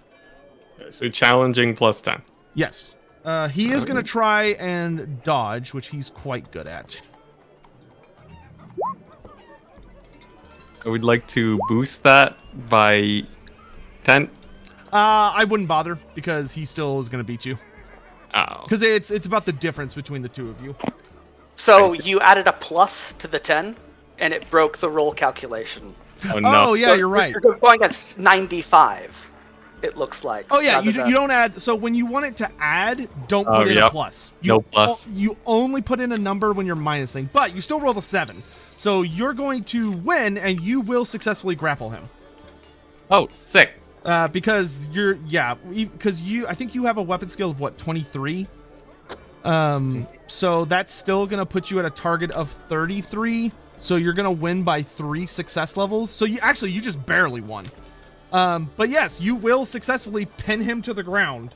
So he is now has an entangled condition. And you gain a success level. So you have 3 success levels now. Success levels, or is that advantage? Sorry, advantage, yes. Yeah, this Sick. dude is straight up not having a good time. Stay back. You don't want to cause trouble. I don't either. All right, Astaroth, from your perspective, this rude ass man who seems somehow associated with this other group has has run up, thrown. He did briefly knock Lenny back a good bit with a punch to the chest, but then he proceeded to miss, bang his head hard on the table, stumble to the ground again, and now Lenny has slammed a stool into him and has him pinned to the ground. So the way, just paint the picture for me. So the way Lenny has him pinned to the ground, is Max's head, like, out? Yes. Like I'm pinning it on his chest, I think. Like his body is, he's like entangled. So like you can kind of think his arms are like kind of squished against his chest, and the stool is over his chest. So it's preventing him from moving very well. I am going to run up and kick his head like a soccer ball. Cool. With every ounce of strength I have in my foot. That is simply a melee brawling. Okay. Or unarmed combat, I should say.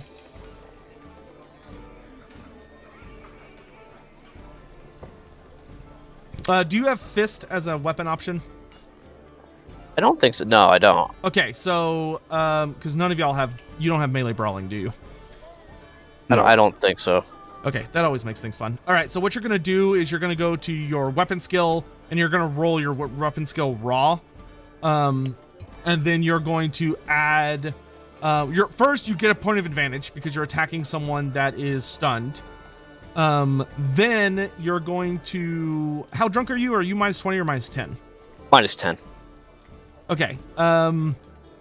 So that's going to cancel out, your advantage. Well, actually, yeah, that'll cancel out your advantage, but you still get +10 because he's stunned, and you're going to get another bonus because he's entangled. So because he is entangled, You get... let's see. He gets a minus 10... He gets a minus 10 penalty for anything he does involving movement.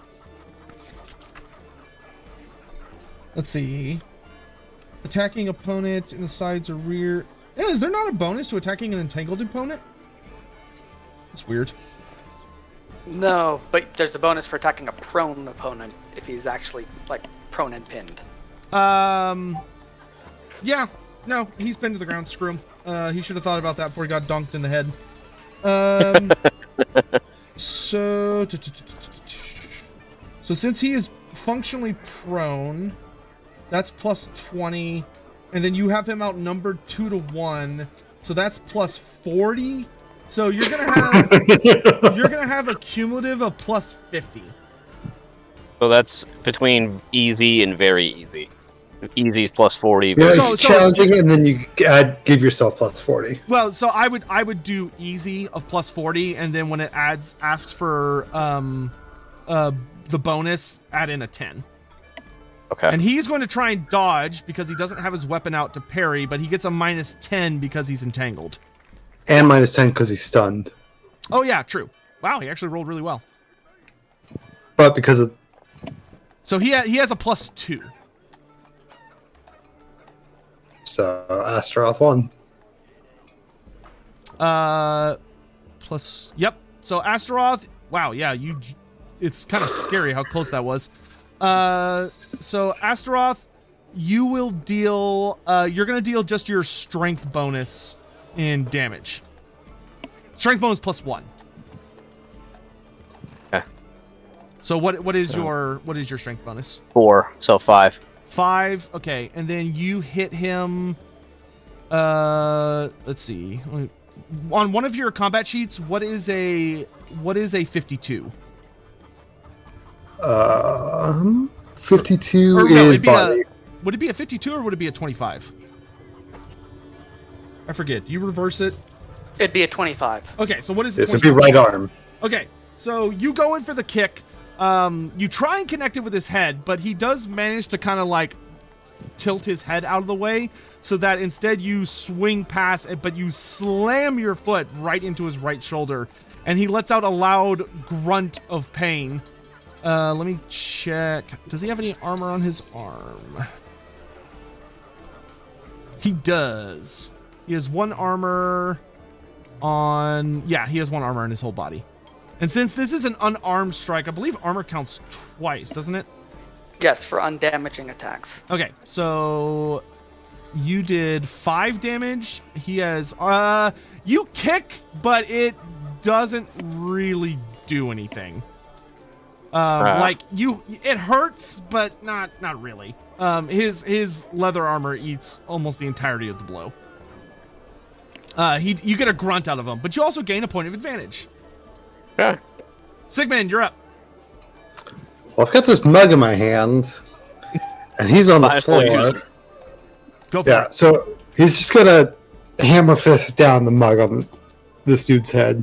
Okay, luckily, yeah. So are you going for a cult shot, or are you going...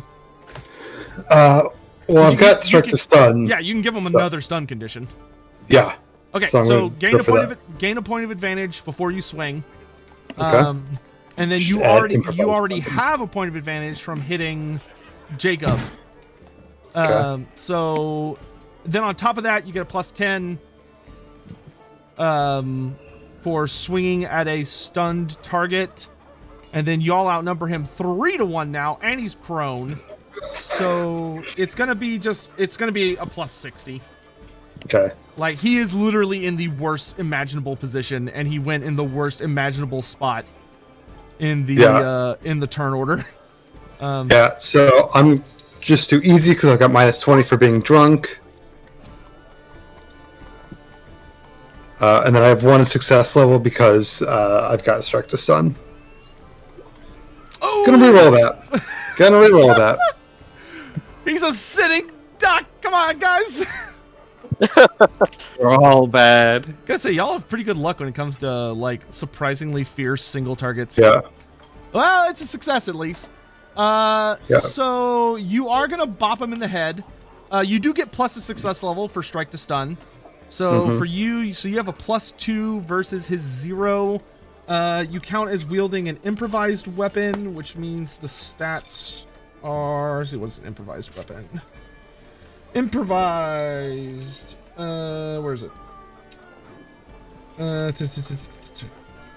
Improvised weapon is strength bonus +1. But it is undamaging. But you hit him in the head. He actually doesn't have armor on his head. Because you did a called shot. So he will not mitigate any of it. So you'll deal 2... 3 plus 1. So 3 plus 1 plus 2. So that's going to be 6 points of damage minus his toughness. Which his toughness is that. So yeah. Your mug makes a pretty loud, very satisfying thunk sound as it smacks him right in the head, and his head bounces off the floor. What? That's a second stun level as well for him. You just put, there's a scooper in her bag. It's just 2 scoops. Alright. So, and he gains another stun condition. Because rip him. Yep. Dorthandrel, you're up. Well, this seems hardly sporting. Lenny, could you handle this? I'll do my best. The dog is barking quite a lot, and I will look towards the nobles as I make that comment. Oh, and that was the end of the round, so both him and the noble are going to check to get rid of their stun conditions. So for Max, it is a... I think it's a... What, endurance check? Yeah.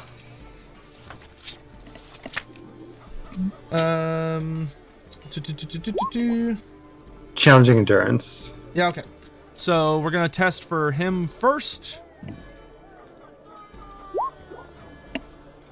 He passes, so he gets rid of 1 stun condition, but he still has the other one. And then our little fat noble friend here.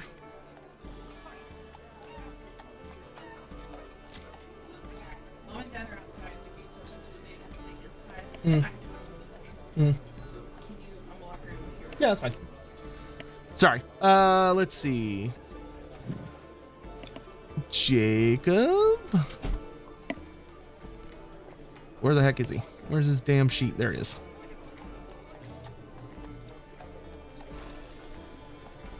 Okay, so he has... Oh, no, he does not have very good toughness at all. Here, I'll just roll a D100 to make this... he got close, but he does not actually pass, because I don't think he has any points in endurance. No, they are weak little sad boys. So yeah, no, he is still stunned. But he groans and is pulled to his feet by his friend. And now it's Max's turn. Max is going to attempt to wiggle his way out of the... he's going to try... Let's see. What are his available options? I have not done a grappling check in a long-ass time. Let's see. Grappling. Let's see. He can do an opposed strength check. Oh, no. That's to do the opposite. Let's see. Grapple and entangle. You may break the grapple if you have higher advantage. Otherwise... Oh, okay, no, it's an opposed strength check. All right, so he's we're gonna roll opposed strength tests. Though he is going to be at a -10 due to his stunned condition, and you do get your advantage. Though make sure to subtract your drunkenness from it. So I just have 10? Actually, wait, is strength affected? Do I add my advantage? Sorry. Yes, you do in this case because you're not rolling from the combat tab. Uh-huh. Doesn't he take another -10 for being entangled? No, because it's not movement based in this case. Bah, Lenny doesn't care. Oh. He tries to break free from the chair, and Lenny, you are able to just push your weight against it and slam it back down on top of him. and he is not able to budge free. And he just scowls up at you. Lenny, it is your turn. All right.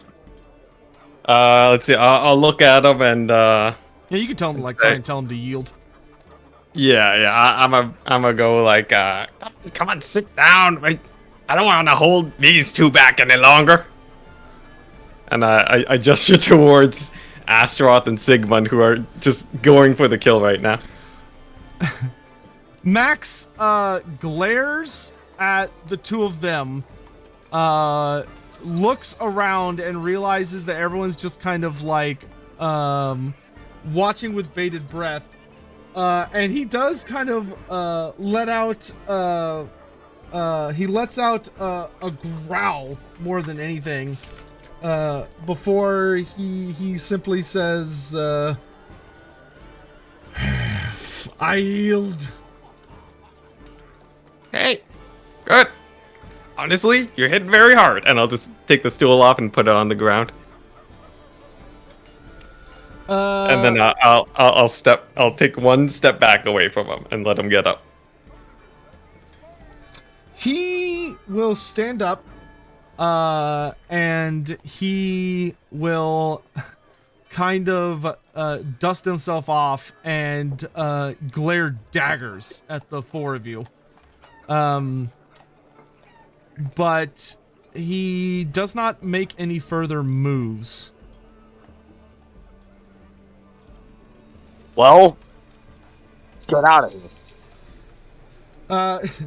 There is a bit of a pause, and Jacob is still kind of holding his head and whining miserably like a petulant child. And so one of the guards kind of whispers to each other, and they nod, and they kind of grab the nobles and make their way out. And As they're making their way out, was there a song being played in the parade yesterday? a song? Like a marching or something? Yeah.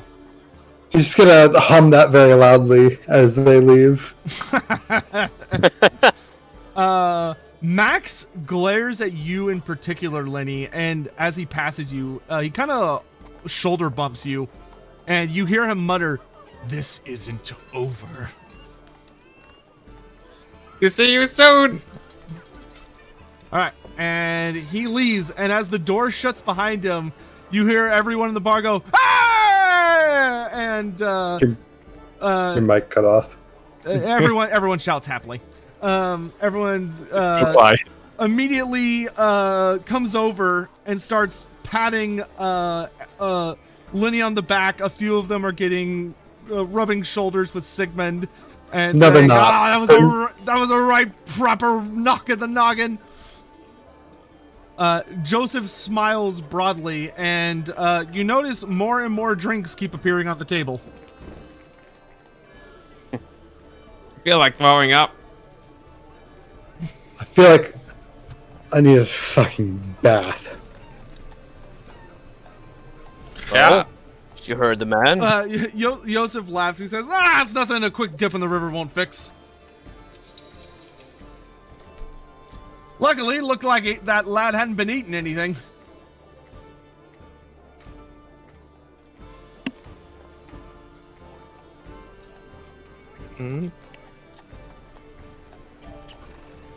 Joseph, when does your boat leave? Taking another drink. As the atmosphere is turned up to 11 with a lot more laughing, and you notice that y'all will definitely not have to pay for any more drinks for the remainder of the evening if you feel so inclined. But you're getting a lot of like pats on the back and well dones, etc., etc. But as you continue chatting among a lot of you, Joseph just kind of nods. He goes, we need to set sail tomorrow. Not too long after first light. Got a bit of a ways to Bogenhofen. About a week. Yeah, we need to definitely do due diligence and outrun any assassination attempts that are now on our heads. I'm almost certain that one of them will have someone that they want to follow us. Those two ruffians don't have any money between them. It's all their parents' money. And luckily, you didn't do him any permanent damage. Maybe that'll teach him some manners. We can only hope. If only it was so easy to teach all nobles lessons like that. Sigmund, you get dubbed as the Noble Knocker. All right.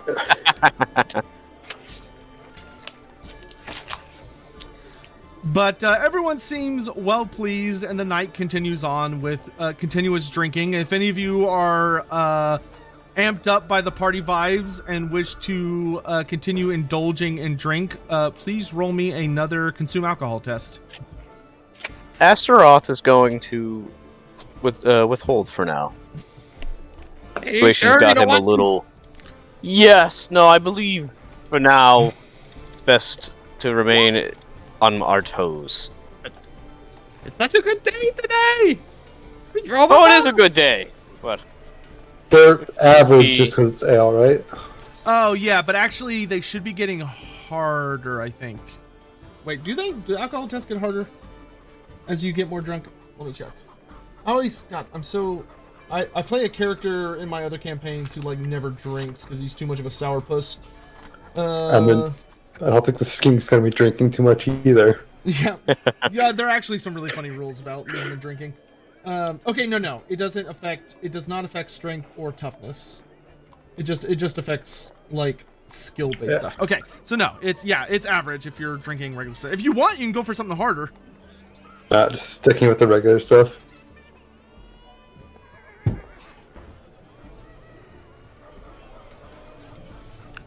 But you are celebrated as heroes. You beat up Max, who, you find out that man, by the way, his name was Max Ernst, many people tell you.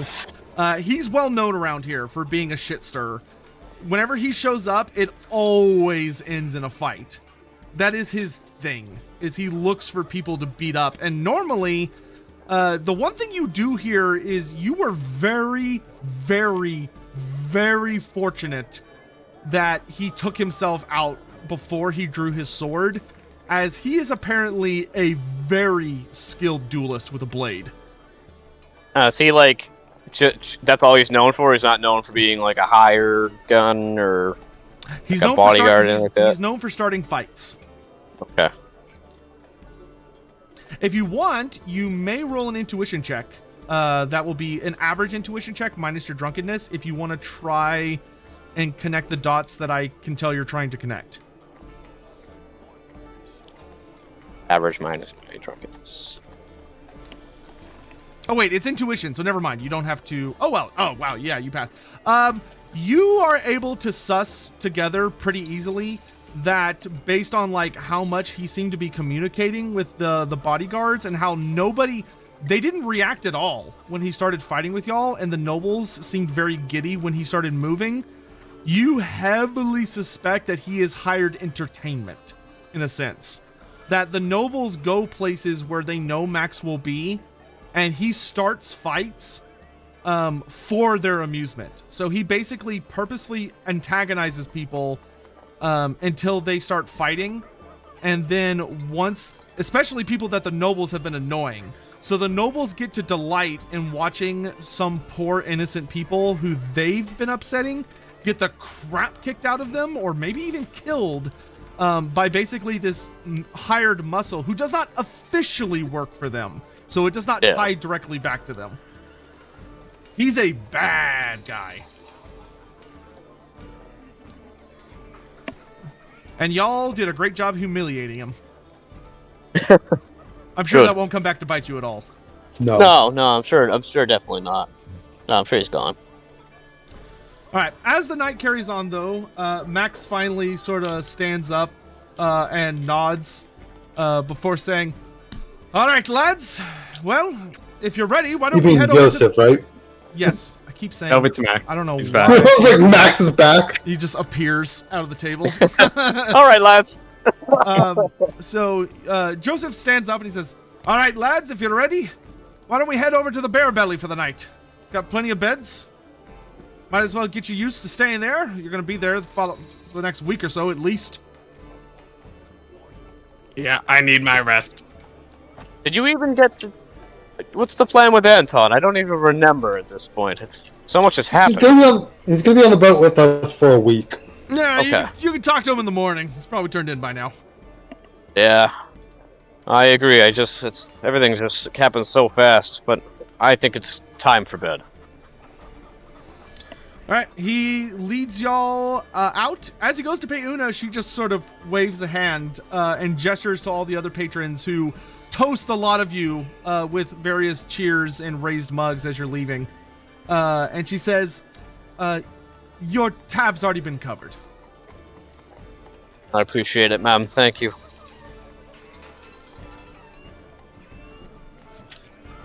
I will leave the silver because I'm gonna be. I'm taking her mug. She says your friends paid enough. You could just have it. It's fine. Broken, dented, anyways. It does have a pretty solid dent in the bottom.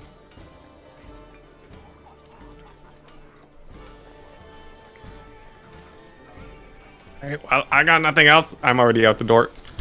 Okay. Yeah, I'm following. All right. So you all head out. Give the bar one last wave as I leave, and then head out with them. All right. You make your way. Oh, go ahead. I would like to make sure we're not being followed somehow. From the inn, or as you're going through the streets? Yeah, as we're leaving and going to the inn. Okay. You make your way out into the streets of Altdorf proper.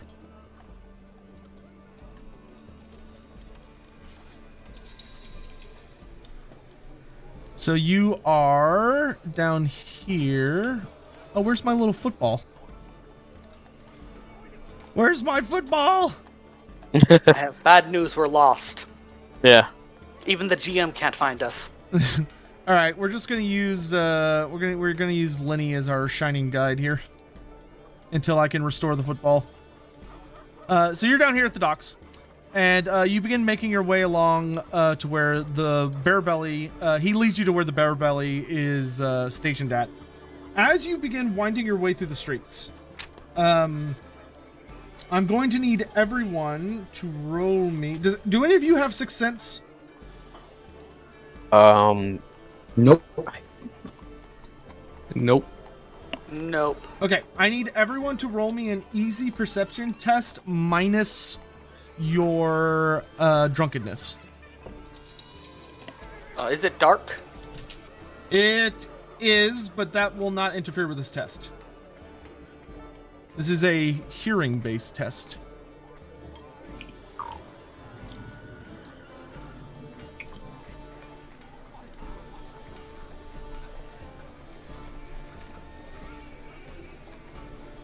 Okay, looks like everyone passed. Just waiting for Lenny to roll. Oh. Okay, yeah. Jesus Christ. As the four of you are following Joseph, who is loudly singing his favorite little river shanties to himself, and he keeps talking about Grandfather Reich, and you're kind of like passing by this bridge. All four of you, the Altdorf is pretty quiet, especially a lot of kind of the back alleyways he's taking you because he knows where he's going. There's really nobody around. And as you are making your way through the city, the four of you all hear the sounds of footsteps echoing through the alleys, and they're very consistent. And it's after turning around a few ways, after one particularly long corridor hooking around a corner, the four of you are able to turn back, and you see two familiar men are pursuing you. Though they're not running, they're just kind of following after y'all at a pace. And you recognize them. It's the two weird guys back from the Koenig plots. The two guys, the fat and thin, kind of not super well washed looking gentlemen who are doing the weird ear tug motion at you guys before they ran through a door. They're a ways back, but they do appear to be following you. Hey, you know those guys? They're kinda kind of following us here. Oh yeah, Lenny, I don't think Lenny was around for that part. I showed up after, so. Yeah, so Lenny, you don't know who these two guys are, He but they're like definitely following kind of you. saw us, but all right, I've had enough of this. I've had enough of these two, and I'm going to try and like either duck behind another alleyway or like a barrel or something, and hide until. So I'm gonna let the party walk forward. I'm gonna wait for them to get close, and I'm gonna fucking come out. All right. Are you going to say anything to your companions, or are you just going to randomly duck behind a barrel and hope they figure it out? I'm just gonna duck behind a barrel or something, and I assume they know what I'm doing. Astaroth, now's not the time to take a piss. Just not pissing. Just keep going. And you'll just keep walking forward. All right. Joseph is completely oblivious to the fact that Astaroth has ducked behind something. Dorthandel's gonna join in with Josef on his river songs. All right. The two of you, you do a nice job layering your higher tones upon his bass singing, though you're not 100% sure of the songs he's singing because he seems to be referencing a lot of like very specific things that have to do with the River Reich, but you're able to pick it up easy enough, as with most shanties. There's a lot of chorus. Is anybody else hiding with Astaroth, or the rest of you continuing walking? I'm walking. Continuing. Astaroth has this. He'll keep rolling ones. All right. As you move along, the two individuals start getting quite close to Astaroth's hiding position. Astaroth, they're about 20 feet away from you. And I'm going to wait until they're right on top of me. The other three of you they're still like in kind of your line of sight, and they are not nearly as sneaky as they probably think they are. Because they seem very confident in their current ploy. All right, Astaroth. Can I Go ahead. look around for people in front of us who are waiting to ambush us? Because there's very incompetent people drawing my attention. Roll me a challenging perception check minus your drunkenness.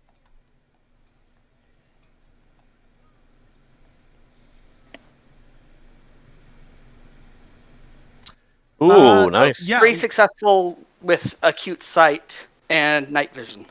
very cool. So kind of looking ahead and listening ahead, you feel extremely confident that it's just these two hamburgers.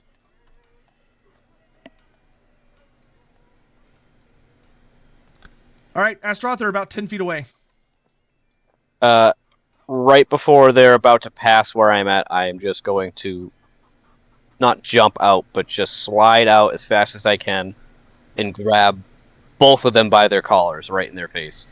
All right. And I will look at them and say, Oh, I will hold up, kill you. Hold up. Whoops, sorry. So, as they get about within 5 feet and you get ready to slide out, you hear a very distinct and kind of loud thump sound.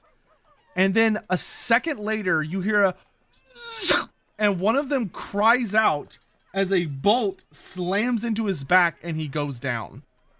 And as the shorter, fatter one turns around in shock, you hear another thunk and a bolt hits him in the neck. And all he manages is a gurgling scream before he goes down and hits the ground, and blood pools beneath them both, unmoving. I am going to, in just awe of what's happening, try and conceal myself even more. I have outdoor survival. Would that be something I could do to, like... No, you would need to roll a stealth check. I don't think I have anything. So just roll me a challenging agility.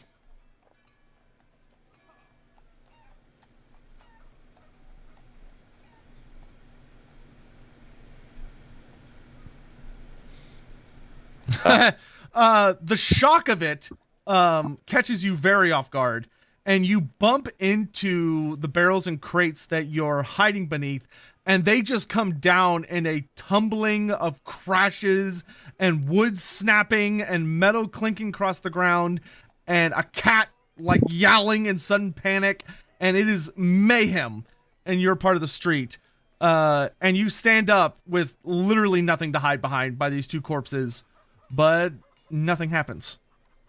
The other three of you also witnessed these men get absolutely obliterated. And Joseph turned at the scream and goes, "By Sigmar!" I'm just gonna put my hands in my pockets, turn around, and start walking and whistling whatever song Joseph and Dwarf were singing. Was that you? You guys are hardcore. No, I don't think it was me. Let's just keep going. I'll look around to see where these shots came from. Somewhere behind y'all. Do I see cover? Yeah, you see a lot of buildings and dark alleyways and dark windows with no glass. All right. I will cover that I can reach. Oh yeah, I mean, if you want to hide behind something, but everything seems to have calmed down. Like, time passes, there's no more bolts, no more kathunks, no one appears. Do y'all just want to flee the scene? We're just alone. We're just alone on the streets with some dead bodies. Yeah, Let's get out of here before we're discovered. yeah. It's I not agree a- with Sigmund. This is something we're not involved with, and let's not get involved with it. This is some Altdorf level shit. Let's just keep going. Okay. Then I'll we'll look run at over to the bodies the elf. with a quick, like, do they have any signifying papers or things on them? You want to search them? Yeah, just the briefest of searches. I will let you know as you approach, they reek. Like, there is something even compared to, like, the average street urchin of Altdorf, there is something surprisingly foul about these two individuals. I take a Wow. stick from the broken wood that Astroth tumbled all over the alley next to them, and I'll use that to poke about to see if they have things in their pockets. They definitely have some things in their pockets. There's a distinct metallic plink-plink sound as you poke them with sticks. And blood continues to pool beneath them and their bowels loosen. You're yeah. looting them too. Doesn't that incriminate us more? Dorotherl's not going anywhere near that, so he will toss the stick back in the alley and leave. And just say, I don't think they have anything other than some money. Oh, I didn't. But I there's wouldn't blood think so. on it, the bag. Yeah, I wouldn't think they had anything either. Joseph's going to raise an eyebrow at the four of you and say, I mean, dead men don't use money. Joseph. Don't want to get caught in the crossfire. He just sort of shrugs and he says, it's the Empire. Man, the culture here is crazy. All right, well, you do your thing. I'll keep going to the boat. He doesn't offer any particularly interesting argument. He just continues leaving for the boat. Yeah. GM, I have advancements in lore ocean. Do I know things about, say, the Norsemen of the North? Very fleeting. Like, you've only encountered their raiding parties. I will look at Lenny and say, that's rich.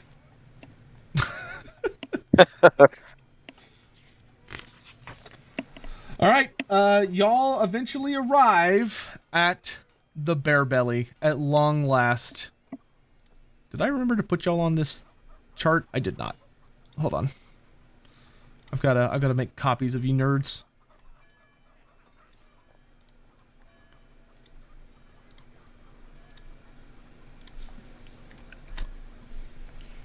So welcome to the Berebelli.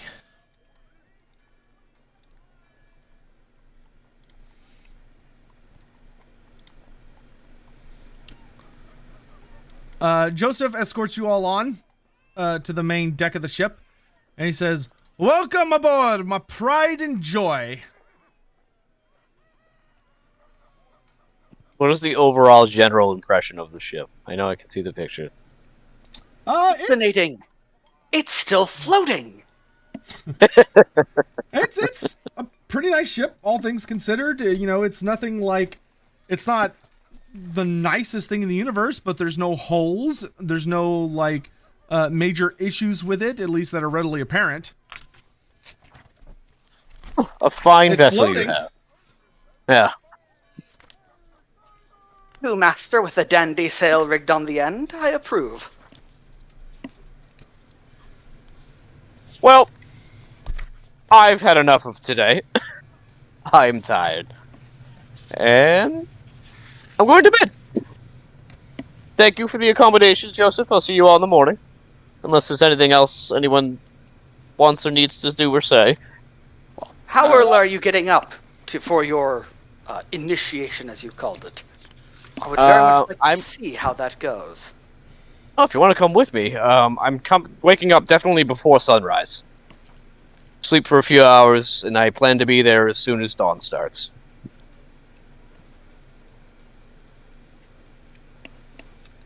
Are we just ignoring that we just saw an assassination on the streets? Yes. Joseph did it's- say it's all- like, it's all 50 Dwarf people lad. die a night. Hey! Well, I'm terrified, but I need to go to bed, and I'm just gonna go to my quarters. All right. There are plenty of quarters for y'all or to sleep in like the main cabin. Josef has his own nice little place here. Walmar and Gilda, who are two other members of the crew, sleep in this room along with Anton. Lenny sleeps in the main cabin. So y'all can join him in there, or you can sleep out on the ship if you'd like. I'll sleep in the main cabin.